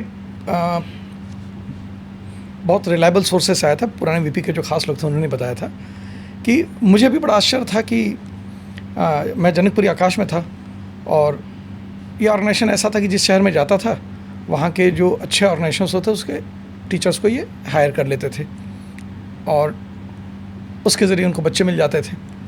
तो ये इनकी स्ट्रेटजी हमेशा से रही थी। तो हर टीचर को ये लालच रहता था कि ऑब्वियसली मुझे भी था कि ये आएंगे तो अच्छे पैसे देंगे और वहाँ पर काम करने का कल्चर भी अच्छा था पहले। तो फिर जब ये हुआ कि भाई टारगेट पीएमटी से टीचर लिया गया, आकाश से नहीं लिया गया, ऐसा क्यों? तो बाद में एक किस्सा जब मैंने ज्वाइन कर लिया तब मुझे पता चला कि किसी ने प्रीवियस वीपी को चैलेंज किया था कि सर आकाश को तोड़ना तो बड़ा आसान है क्योंकि वहाँ पर टीचर्स ना थोड़ा सा वर्क कल्चर को लेकर अनसेटिस्फाइड रहते हैं, तो वहाँ से तो आप जिसको बुलाएंगे मैक्सिमम लोग आ जाएंगे। टारगेट पीएमटी में लोग ढिल्लन से बड़ा अटैच रहते हैं, ठीक है, और ढिल्लन सर इस तरीके से फैमिली की तरह रखते भी हैं कि उनके टीचर्स को हिलाना बड़ा मुश्किल काम हो गया। तो ये स्टेटमेंट वीपी का है कि ये तो मेरे लिए चैलेंज था, तो मेरे दिमाग में तो टारगेट ही पहले टारगेट था। तो इस वजह से ये था कि नहीं, हम आकाश के टीचर को बाद में देखेंगे, पहले तो टारगेट के टॉप टीचर्स को लेना है। तो फिर बाद में जब आपने पूछा कि सर चलना है क्या, तो मुझे पुराने किस्से जो उनके पता थे कि भाई टीचर को हायर करना हाई सैलरी पे, उसके बाद फिर बाद में बच्चे आ गए तो सैलरी कम कर देना, निकाल देना, इस तरीके का किस्सा मैंने सुना था। तो मैंने आपको वार्न किया था उसके लिए, जबकि मैंने जब ज्वाइन किया तो ये किस्सा मैंने डायरेक्ट पूछा था वीपी सर से कि सर इस तरीके के सुनने में आता है। तो बड़े पेशेंटली उन्होंने हर एक चीज़ का जवाब दिया और उन्होंने बोला कि आप हवा वाली बात मत कीजिए, आप नाम लेके बताइए कि किसकी मैंने सैलरी कम कर दी, किसको निकाल दिया। मैंने नाम लिए और उन्होंने एक्सप्लेन किया एक एक चीज़ को और बोला कि अगर आप उनको जानते हो तो फ़ोन करके पूछ लो, मैं सही बोल रहा हूँ कि गलत बोल रहा हूँ। तो उन्होंने अपनी चीज़ों को मना नहीं किया, कहा कि हाँ सैलरी किया है, निकाला भी है, उसके कारण रहे हैं। तो ये बहुत अच्छे तरीके से एक्सप्लेन किया उन्होंने, जबकि ज्वाइन करने से पहले मैं बहुत निगेटिव था उनके लिए, ठीक है। ज्वाइन करने के बाद जो उनका वर्किंग स्टाइल था वो बहुत पसंद आया मुझे। फिर बाद में खैर जो भी ऑर्गेनाइजेशन में हुआ उनको हटाया गया और उनके साथ के जो टीम लोग थे उनको हटाया गया। मैं आपके एग्ज़िट का किस्सा सुनना चाहता हूँ कि क्या कारण रहा, किस तरीके की भूमिका बनाई गई इतने अच्छे टीचर के होने के बावजूद भी। उनका बीपी का रोल तो इसमें ये था कि बीपी को जो सेंटर इंचार्ज और एक जिनकी बात कर रहा था, आज वो भी यही सब 3-5 करके वो भी बड़ी पोस्टें कहीं लिए बैठे हैं। अच्छा, एक उसमें मुझे सीक्वेंस ये नज़र आता है कि वो कंप्लेन आपके सेंटर इंचार्ज से करते थे आपके बारे में, और फिर सेंटर इंचार्ज को ये बोलते थे कि वो सेंटर इंचार्ज बनना चाहते हैं और आपसे बोलते थे कि आप सेंटर इंचार्ज क्यों नहीं बने। फिर आपके हटने के बाद फिर उन्होंने उनके खिलाफ काम किया, फिर उनको हटाया गया, फिर इनको भी सेंटर इंचार्ज बनाया गया, फिर अपने होम टाउन में उन्होंने पोस्ट ले ली और फिर वहाँ का इंचार्ज बन गए। तो ये किस्सा थोड़ा सा हम आपके मुंह से, मतलब right from the horses mouth सुनना चाहते हैं। है क्या सर कि मैं कोई ज़्यादा भाग दौड़ तो किया नहीं, कभी रहा तो मैं जनकपुरी में ही। 15 किलोमीटर साउथ एक्स भी नहीं गए आप। और 13 ईयर्स में एक जगह काम कर चुका, तो ऐसा कोई मेरा एक्सपीरियंस था नहीं। मुझे लगता था कि जिसको मैं लाया हूँ, जिसको मैंने डबल पैकेज दिलवाया है, जो बहुत छोटे पैकेज पे थे और बड़े घबराए से रहते थे, तो मैंने कहा कम से कम आएंगे, मेहनत करेंगे। तो मैंने यकीन कर लिया एक्चुअली। अब यकीन कर लिया ये तो आदत है, मतलब हम लोगों की बस विश्वास यही करना है कि लोगों के ऊपर। भाई अपने करीबी हमारे साथ आए हैं और मैंने इनका यकीन कर लिया। और ये इस तरीके की बातें करते थे कि मैं कुछ बोलूं, ओके, हो सकता रिकॉर्ड भी किया हो, हाँ, कोई बड़ी बात नहीं है। ये इस तरीके की बात करते थे कि मतलब ऐसा है वैसा है, ठीक नहीं चल रहा है कुछ भी। और फिर इधर उधर की बातें हैं कि CI सर जो हैं वो तो आराम से आते हैं 11 बजे, और ये हकीकत भी थी सर। हाँ, 11 बजे आते हैं, एक क्लास लेते हैं, उसमें भी फीडबैक ख़राब है। और इसके बाद नहीं पता, लेकिन देर से आना ये था। 11 बजे आते हैं, फिर एक बैच लेते हैं, 2 बजे घर चले जाते हैं, 5 बजे तक घर पे अच्छा, सोते ये हैं। वो बोलते थे हाँ। PVCI के बारे में? हाँ। ठीक है। कि सारा काम तो हम लोग संभाले हुए हैं, हाँ। सारा काम हम लोग संभाले। वो करते क्या हैं, 11 बजे आए, 1:30-2 बजे एक क्लास ली, घर चले गए, खाना खा के सो गए, फिर शाम को 6 बजे हिसाब करने आए कि क्या हुआ आज। अच्छा। फिर 6 से 8 अपने बैठे। तो बोला कि सर काम तो सब हम लोग कर रहे हैं। ये बात है, क्या BP को नहीं दिखाई देती क्या? अच्छा। और खुद BP ने मेरे को ये कहा था कि अगर सर कोई अभी सेंटर ग्रोइंग स्टेज पे है, आपने मेहनत की है, इतने बच्चे हो गए हैं, कोई कमी पेशी अगर आपको दिखती है तो आप मेरे को ना डायरेक्ट इन्फॉर्म करोगे। आज भी मैसेज पड़ा है मेरे पास, आप मेरे को डायरेक्ट इन्फॉर्म करो। अच्छा, उस वक्त बिल्डिंग की कंप्लेंट्स भी नहीं होती थी? हाँ उसके सर। बारे में भी आपने कंप्लेंट्स की थी? सर मैं बता रहा हूँ कि मैंने तो सर सारे जितने यहाँ पे घोटाला ही कहूँगा मैं हो रहे थे, तो मैंने तो सारी इन्फॉर्मेशन दी। डीजल के पैसे जो है ओनर दे रहे थे, और डीजल के पैसे कोटा से अलग लिए जा रहे थे। बिल्डिंग का ओनर। अच्छा, बिल्डिंग ओनर। जब बिजली का कनेक्शन लगा ही नहीं, इलेक्ट्रिसिटी का, तो फिर ओनर की जिम्मेदारी है ना कि आप जनरेटर चल रहा, डीजल के पैसे दो। और इधर से भी ले लो, उधर से कोटा से बोलोगे हमें डीजल की ज़रूरत है, उसके पैसे ले लो।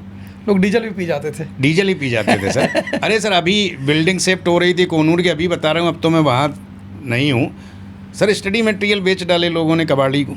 फिर बाद में उसको निकाला भी गया? हाँ, निकाला गया होगा भाई, बाद में जब इन्फॉर्मेशन पहुँच गई होगी निकाला होगा। तो अब इस तरीके का निकाला इसलिए गया कि आपने मटेरियल बेच दिया और पैसे में कमीशन हमको नहीं दिया। बस ये है सर। तब इसी में क्या है ना सर कि राम नाम की लूट पीछे है, लूट सके तो लूट।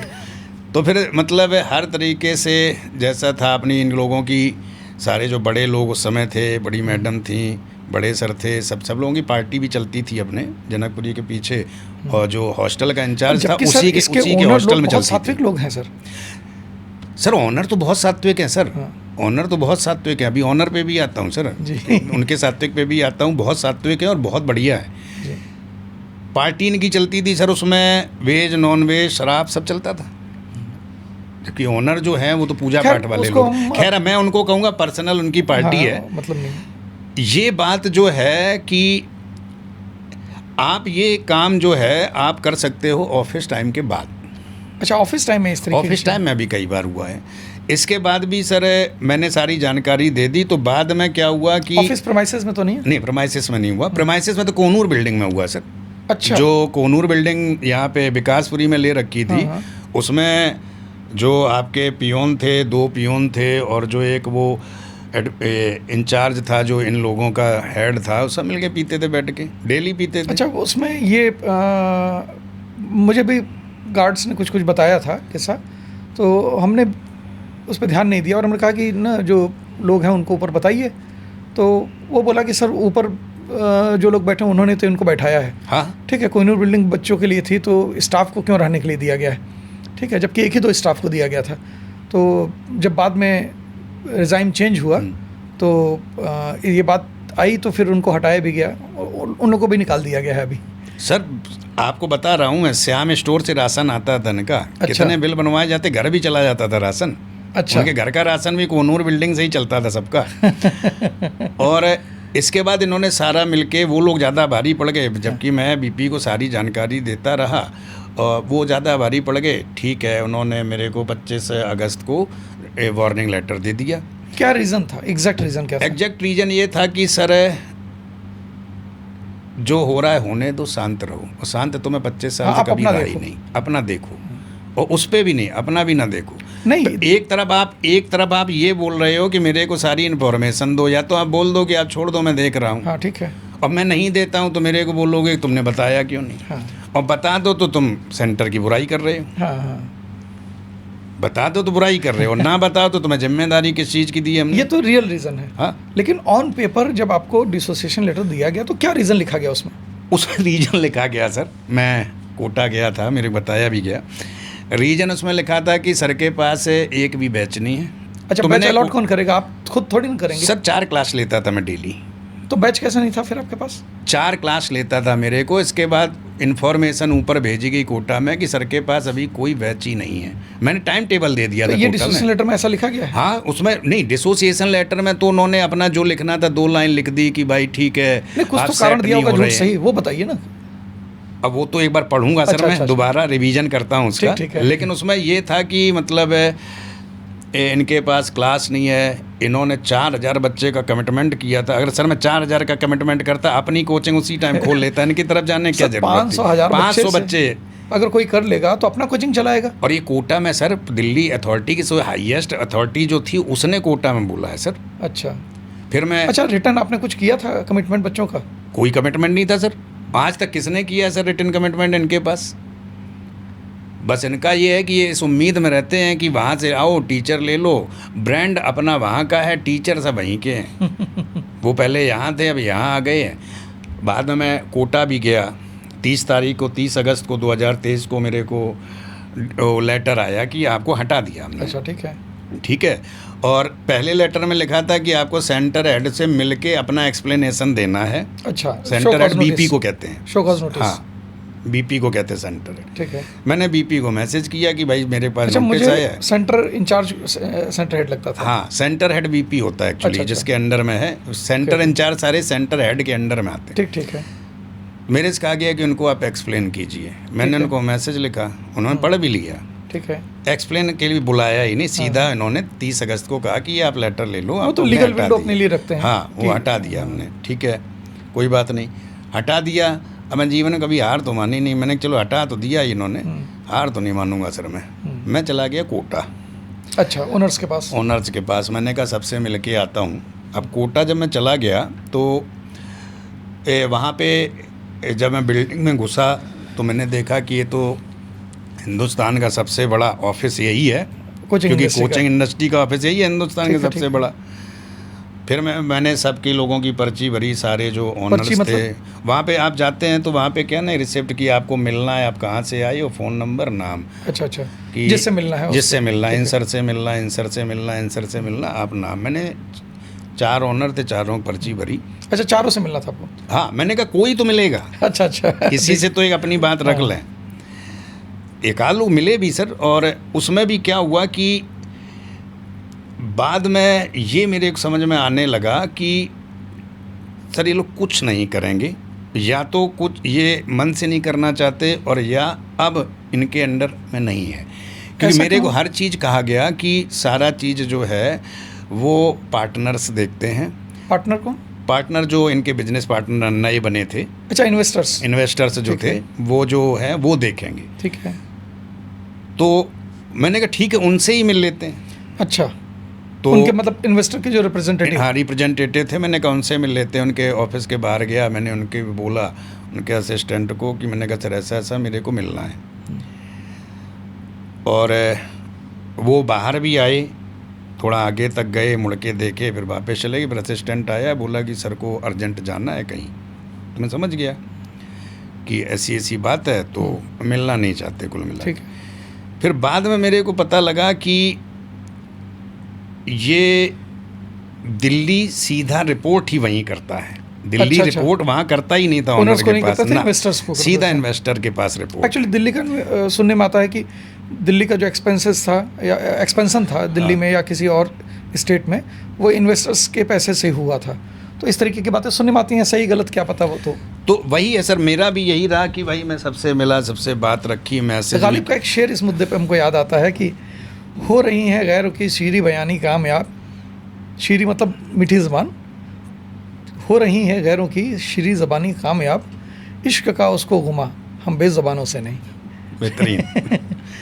और यही है सर, मतलब सारा। मैं तो ये सोचता था कि मैंने सुना हुआ था उससे पहले, और मैंने 2017 में मालिक लोगों की हेल्प की थी। अभी मैं याद दिलाऊंगा अगर, तो उनको याद आ जाएगा। 17 में? 2017 में सर मालिक लोगों का मेरे पास फ़ोन आया था कि कोई एम्प्लॉई था, उसने कुछ बड़ा उपद्रव कर रखा था।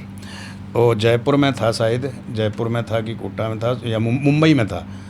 तो मेरे पास आया था कि मैंने आपका नंबर आकाश के ओनर से लिया हुआ है, 2016-17 की बात है। तो आपने उस एम्प्लॉई के ख़िलाफ़ आपने भी कंप्लेन की थी। मैंने कहा की थी, मुझे उसकी कॉपी दे सकते हैं क्या? ओनर ने बोला था। अच्छा, तो हाँ। वो उस एम्प्लॉई से मतलब वो एम्प्लॉई एलन में था, उसने वहाँ भी उपद्रव किया था और फिर कोर्ट में चला गया था वो। तो कोर्ट में ये गवाही देनी थी इनको कि मतलब कि वो ख़राब है? हाँ, ये बहुत ख़राब है, ये पहले भी कर चुका अच्छा है। अच्छा तो मेरी हेल्प ली थी इन लोगों ने। अच्छा। हाँ, मेरी हेल्प नहीं की है, लेकिन मेरे से ली थी पहले।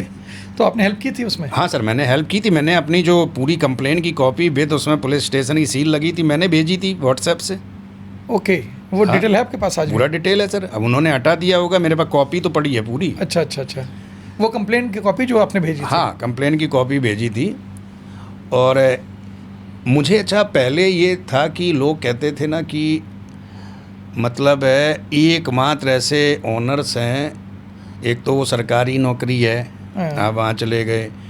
ओनर्स ऐसे हैं कि जिनके लोग दिल से पैर छूते हैं। हाँ, सारी बातें मेरे को पता थी। एक समय तो ऐसा मैं था भी कोटा सर। गया, मैंने कहा शायद अगर इतने अच्छे लोग हैं, अब दिल्ली के लोग खराब हैं तो कोई वहाँ के थोड़ी खराब हैं, और मालिक तो वो हैं। हाँ, लेकिन मेरा एक्सपीरियंस अच्छा नहीं रहा सर कुछ भी उधर।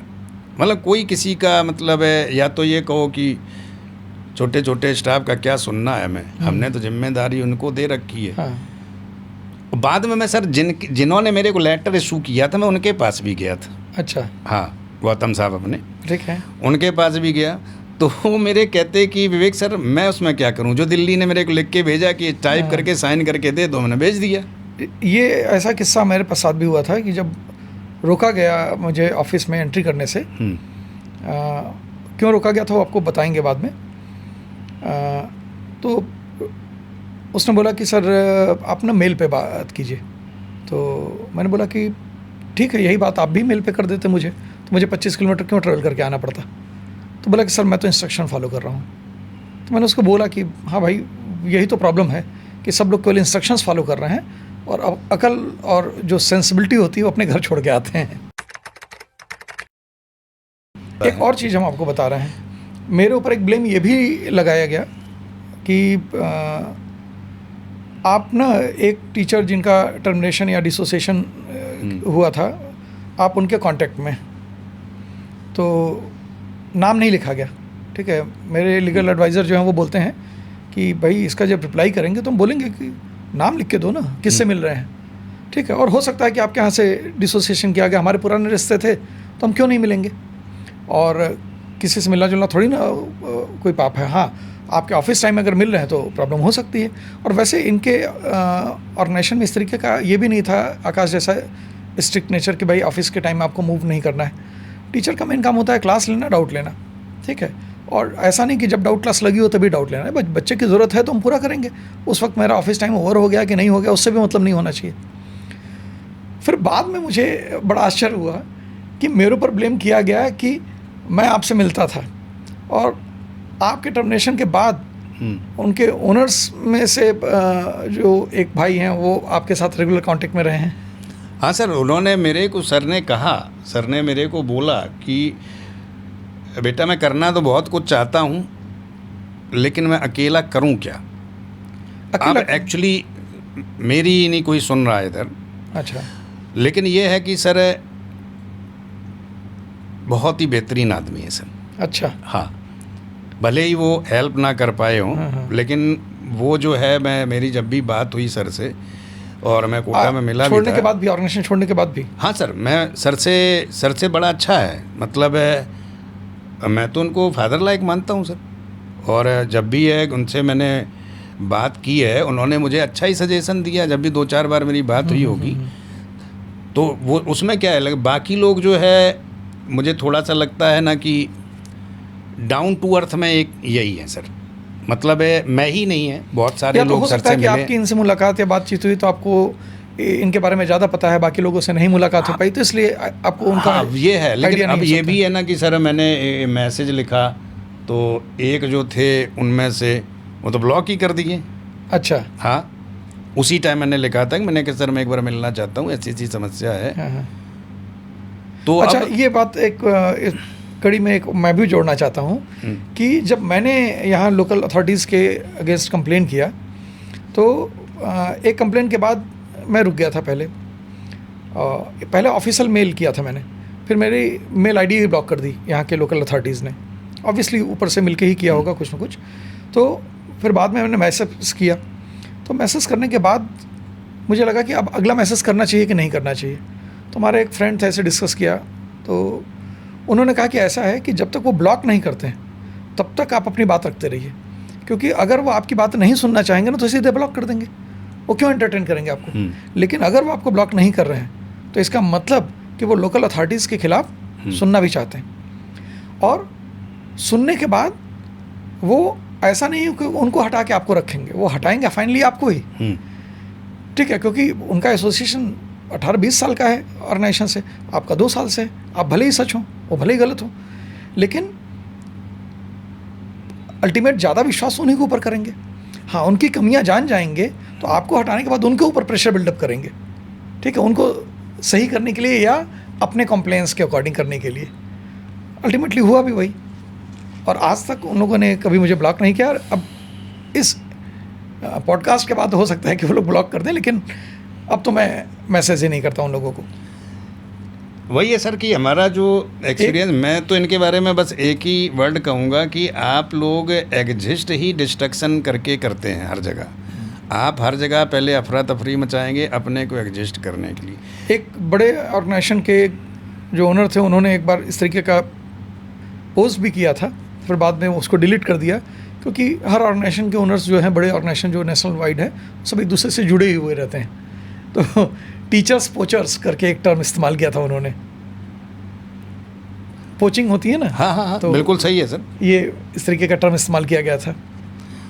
अब सर मैं तो सीधी लैंग्वेज में कहूँ कि आज में जो इंडस्ट्री में हो रहा है, अपनी इंडस्ट्री में, कि हमने यहाँ भी खोल लिया, हमने वहाँ भी खोल लिया, अब आपके शहर में, अब आपके गांव में, सर ये कोई डाबा रावला केस तेल थोड़ी है कि जो कहीं चले जाओ वही सेम मिलेगा। हाँ, प्रोडक्ट बेस्ड नहीं है ये, बस सीधी बात है ना सर, सर्विस बेस्ड है ना सर।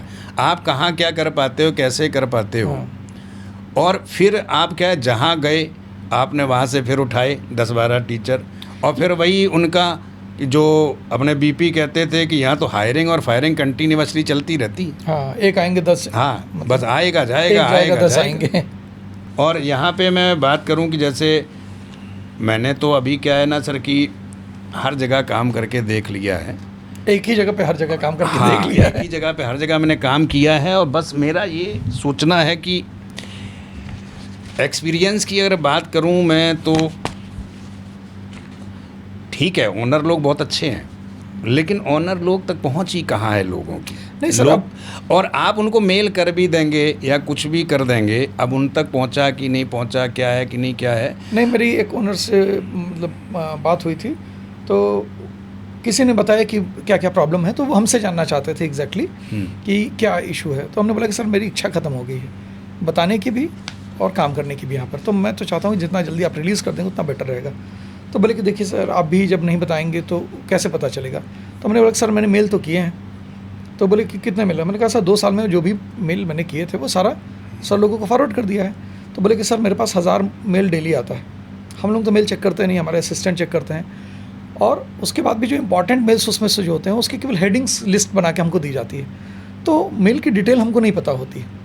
तो मुझे लगा कि बात तो सही कर रहे हैं। तो कहें लेकिन अब आपका इशू मेरे नॉलेज में आ गया है, तो आप एक बार वो सारा मेल हमको फॉरवर्ड कीजिए, हम उसको चेक कराते हैं, और 10 दिन का मुझे टाइम दीजिए, आपको नहीं जाना है, जो गलत होगा वो जाएगा। तो खैर मैंने मेल फॉरवर्ड कर दिया, लेकिन चूँकि एक गुलाम अली साहब ने मेरे ख्याल से गाया है कि एक गज़ल है पूरी, उसका एक शेर है बड़ा अच्छा कि नाउम्मीदी बढ़ गई है इस कदर, आरज़ू की आरज़ू होने लगी। तो अब इस तरीके का एक फेज चल रहा है कि अब तो मतलब सपने भी सोचना पड़ रहा है कि क्या देखें। और पाश ने लिखा है बहुत बढ़िया कि एक पूरी नज़्म है पाश की कि सबसे ख़तरनाक पुलिस की मार नहीं होती। इस तरीके के कई एग्जाम्पल्स देने के बाद जो कंक्लूज़न है उनका इतना शानदार है कि सबसे ख़तरनाक होता है सपनों का मर जाना। और ये ऑर्गेनाइजेशन जो है ये लोगों के सपनों को मारने पे उतारू हो चुके हैं और लोगों के सपने मर भी चुके हैं। सर हंसी की बात बताता हूँ आपको, एक हंसी की बात बताता हूँ। आज की डेट में सर आप इन सब ऑर्गेनाइजेशन में चले जाओ, एम्प्लॉई है, एम्प्लॉई को बुलाते हैं, हायर अथॉरिटी बुलाते हैं, तो एम्प्लॉई जो है ना उनकी बातें सुनने के बाद जो भी सुनते टाइम 15-20 गालियाँ उसके मन में आ रही होती हैं, उनको कंडेंस करके बस एक शब्द बोलता है, यस सर। अंदर तो उसके कुछ और चल रहा होता है, ओके सर, यस सर। उस ओके सर, यस सर में सर 50 गालियाँ हैं। ये इन लोगों की हरकत रही है।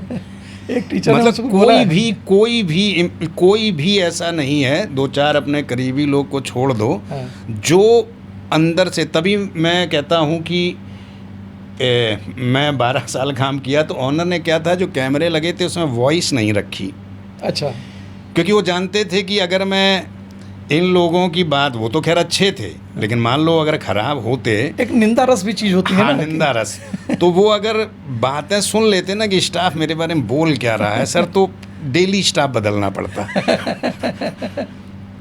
तो वही है ना सर कि खाली तारीफ करते जाओ कि अच्छा, सर वो लोग आप खुद भी ये बोलते हैं इस बात को, वो खुद भी इस बात को बोलते हैं कि मेरे बारे में लोग इस तरीके की बातें करते हैं, लेकिन मेरी मजबूरी है कि करें क्या। हाँ, ये सर मेरे को एक बोल रहे थे, बोले कि सर मतलब है शाम तक जो है ना 8 से 10 अगरबत्ती इस बात की भगवान को लगती है कि इसको उठा क्यों नहीं लेते। लेकिन बोले भगवान को भी मान लो मैं अब क्या बैलेंस चल रहा है, करना है, तुमको काम दिया है, करना है। बोला मैं कहाँ कर रहा हूँ सर, ऊपर वाला कर रहा है, ऊपर से ऑर्डर आ रहा है, ऊपर वाले कहते हैं पार्टनर से ऑर्डर आ रहा है, पार्टनर कहते हैं वहाँ अमेरिका से ऑर्डर आ रहा है, अमेरिका वाला कहता है ऊपर वाले से ऑर्डर आ रहा है। तो बोला हम तो लास्ट में है ना बस। एक डिस्कशन मेरे फ्रेंड से चल रहा था कि देखिए ऑर्गेनाइजेशन जब शुरू हुए थे ना, तो बच्चों को पढ़ाने के लिए इन लोगों ने कोई इंडस्ट्री खड़ी करने के लिए शुरू नहीं किया था। सही बात है सर। बच्चों को पढ़ाने के लिए इसी वजह से 2, 4, 10 बच्चों से फिर 100 बच्चे हुए, 1000 बच्चे हुए, फिर धीरे धीरे मतलब एक हमारे बहुत नॉलेजेबल फ्रेंड है, तो उनका एक स्टेटमेंट था जो बहुत अच्छा लगा मुझे कि ये लोग पहले एजुकेशन में थे, फिर एजुकेशन बिजनेस में आए, एजुकेशन बिजनेस के बाद एजुकेशन हट गया, सिर्फ बिजनेस बचा। हाँ सही है सर। फिर बिजनेस मनी बिजनेस में चेंज हो गया, और फिर बिजनेस भी हट गया, क्योंकि बिजनेस के भी अपने एथिक्स होते हैं।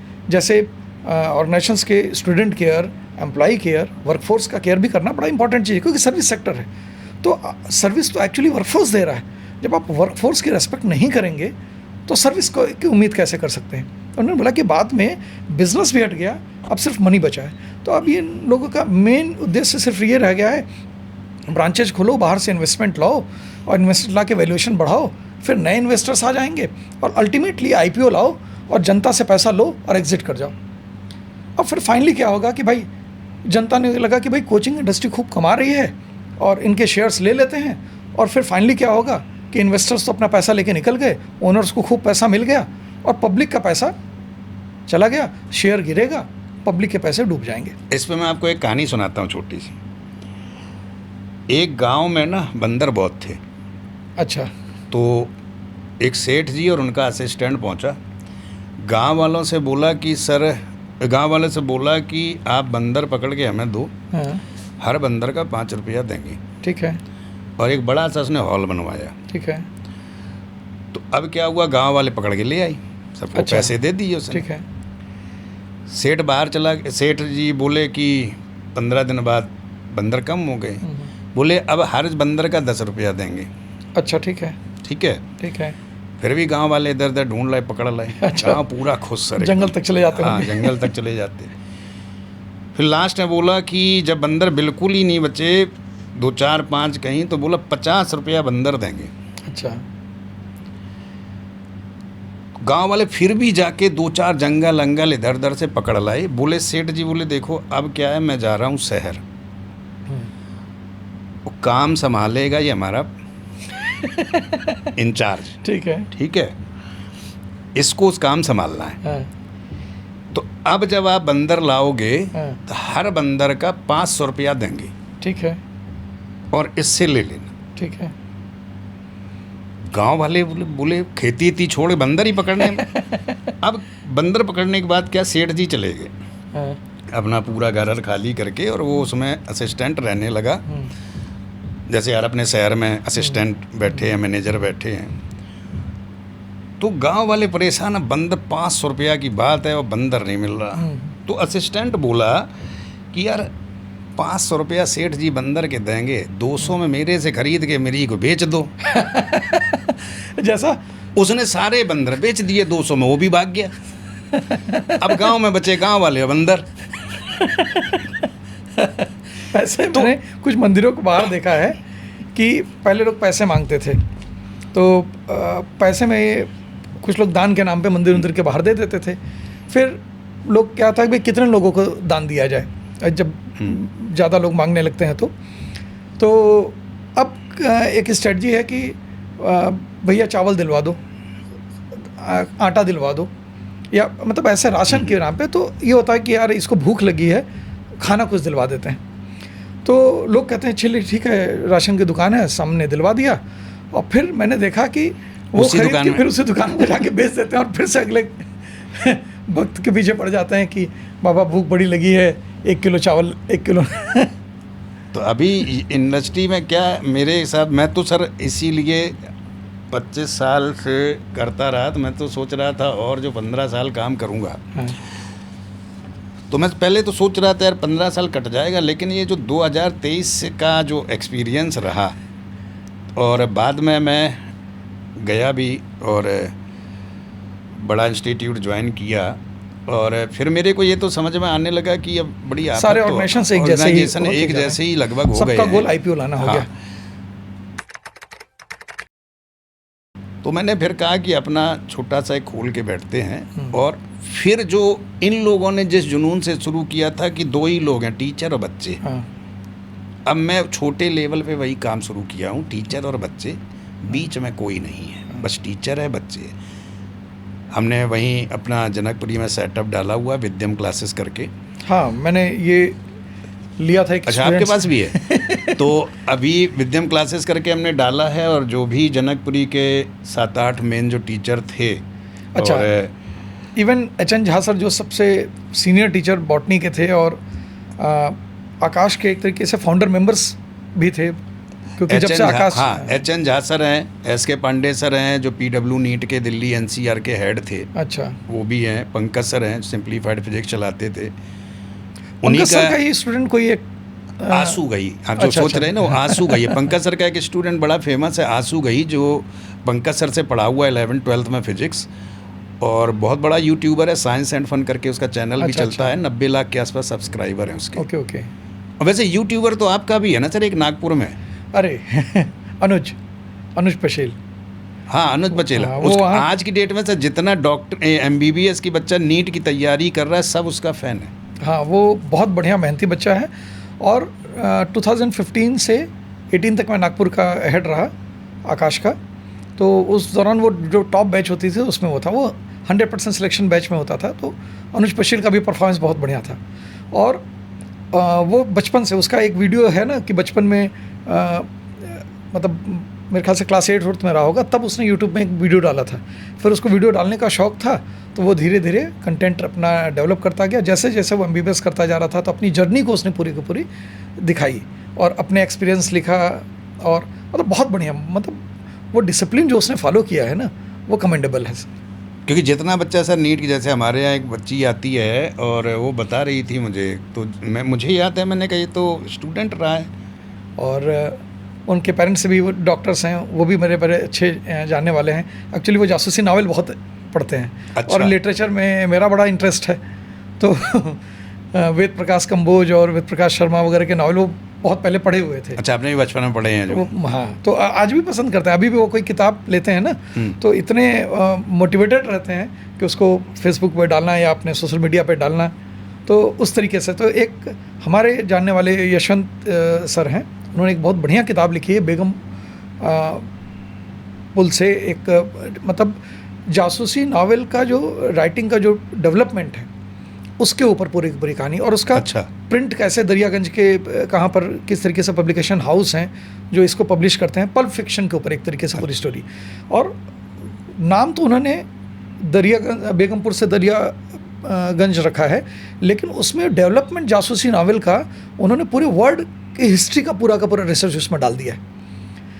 शर्लॉक होम्स किस तरीके से फेमस हुए और मतलब वो नॉवेल्स किस तरीके से लिखी गई, तो पूरी वर्ल्ड हिस्ट्री, फिर वो इंडिया में आते हैं, फिर इंडिया में पल्प फिक्शन की कहानी, ये पूरी की बहुत शानदार कहानी है। तो वो किताब भी मैंने उनको भेजी थी।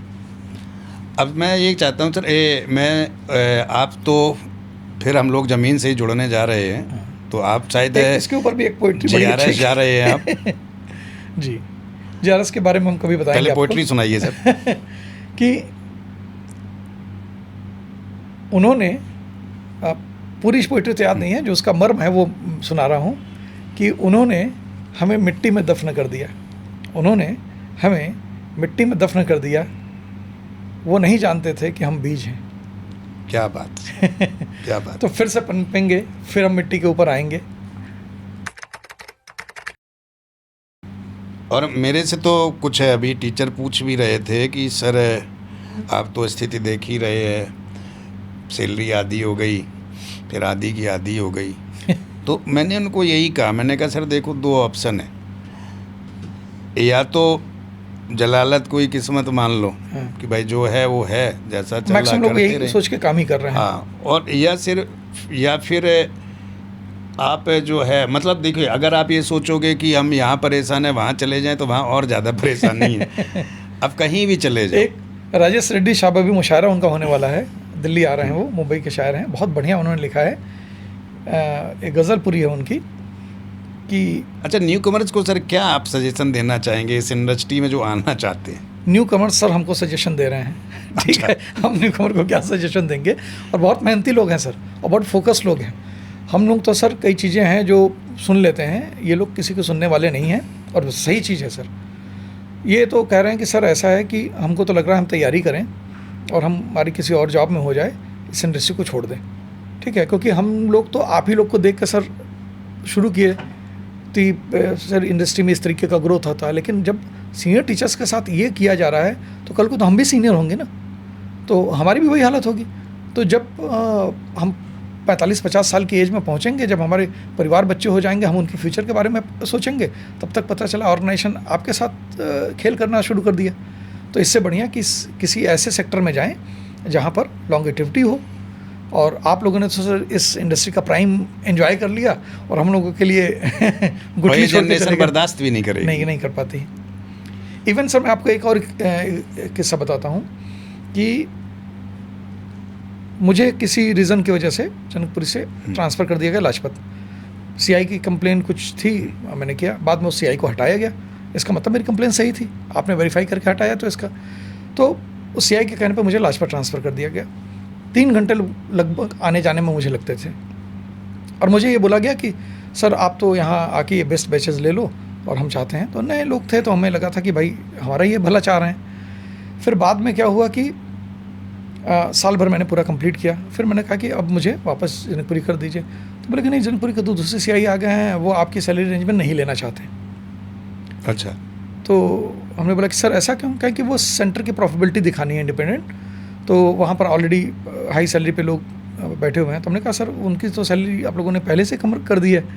तो कहा सर कम करने के बावजूद भी तो हाई सैलरी है। तो हमने बोला कि सर वो CI को भी तो आप ही ने बैठा हुआ है।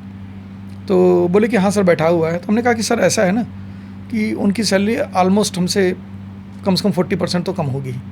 आप उनसे रिटर्न लिखवा लो कि जितना वो पा रहे हैं उतने का रेवेन्यू जनरेट कर सकते हैं अपने नाम पे, और मैं डबल सैलरी पे भी अगर होऊंगा तो मैं रिटर्न देता हूँ सर कि जितना मैं सैलरी ले रहा हूँ उससे ज़्यादा मैं एडमिशन्स करके दूंगा सर। इसलिए नहीं कि बच्चे मेरी पकड़ में, इसलिए कि मैं बच्चों की केयर करता हूँ, उनके पेरेंट्स की केयर करता हूँ। मैं अगर किसी का एडमिशन लेता हूँ तो साल भर का फॉलोअप लेता हूँ उस बच्चे का। तो उन्होंने बोला कि सर अब मैं डेली CI थोड़ी नहीं चेंज करता फिर रहूँगा। तो हमने कहा सर फिर आप यही बोलो ना कि प्रॉफिटेबिलिटी हमारे लिए इंपॉर्टेंट नहीं है, अपना आदमी वहाँ पर बैठाना इंपॉर्टेंट है। अब है सर, यही है। ठीक है। तो फिर हमने बोला ठीक है सर हम यहीं कंटिन्यू कर लेते हैं। तो उन्होंने बोला कि नहीं सर आपने तो बोला था कि यहाँ आप काम नहीं करोगे अगले साल, तो इसलिए मैंने दूसरे टीचर इंतजाम कर लिया। तो हमने कहा सर मैंने ही बोला था कि मुझे लाजपत नहीं काम करना है, इसलिए क्योंकि आपने कमिटमेंट किया था कि आपको जनकपुरी दे देंगे सेशन के बाद। अब आप बोल रहे हो कि जनकपुरी का CI दूसरा है और वो डिसाइड करेगा, और यहाँ इसलिए नहीं रखेंगे कि आपने मना किया था। तो मेरे पोजीशन क्या है, मैं जा कहाँ रहा हूँ? तो बोले कि सर वो तो VP सर से बात करो आप, हम कहा सर वीपी सर ऐसा कौन सी चीज़ है जो हमको बताएंगे और आपसे छुपाएंगे? तो सर आप लोग ये जो खेल खेल रहे हो ना, ये बंद करो।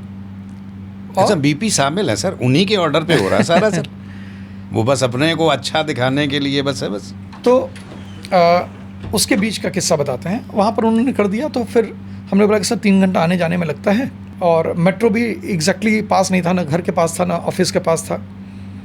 तो कैब से अगर करो तब भी एक्सपेंसेस तो 25-30 हज़ार रुपये लगभग महीने का एक्सपेंसेस जाता था ट्रांसपोर्टेशन में, प्लस 3 घंटे, उसकी कीमत बहुत ज़्यादा थी। वो फैमिली टाइम मेरा जा रहा था, ना ऑर्गेनाइजेशन के काम आ रहा था ना मेरे काम आ रहा था। तो उन्होंने बोला कि सर इसको ना ग्रोथ वालों का देख लेंगे, और साल भर की बात है, अगली बार आपको फिर से जनकपुरी कर देंगे, या आप जहाँ चाहोगे, आप बनारस जाना चाहते हो तो बनारस दे देंगे। मैंने कहा ठीक है। ग्रोथ का जब टाइम आया तो इन लोगों ने ग्रोथ दी मुझे, और ग्रोथ देने से पहले मीटिंग में पहले बोल रहे हैं कि सर 2200 बच्चे कम हो गए दिल्ली में, क्या कारण है? तो मैंने बोला कि सर मैंने तो मेल किए हुए हैं, मैं तो बता रहा था कि क्या क्या कर रहे हैं ये लोग बच्चे के लिए फोकस ही नहीं कर रहे हैं, न तो अपने वर्कफोर्स के लिए सीरियस हैं, तो ये तो अपने कमीशन के लिए फोकस हैं, तो बच्चे तो कम होंगे ही सर। तो बोले कि सर सर ने तो बोला है कि दिल्ली को 1 पैसा नहीं देंगे ग्रोथ, और सबकी सैलरी वेरिएबल की जाएगी, रिड्यूस की जाएगी, सारे लोगों की कम हो चुकी है, आपको तो मैं सेम सैलरी पर रखूँगा सर। तो मैंने कहा सर आपके शरण में आया, जैसे रखिए। तो सब बातचीत होने के बाद उन्होंने दूसरे के बारे में किया, अच्छा उनके वापस जाने के कितने चांसेस हैं, तो ये इसलिए ले रहे थे कि उनका रिड्यूस करना था सैलरी। तो मैंने बताया कि भाई जो ऑनेस्टली मेरा एक्सपीरियंस था मैंने बता दिया।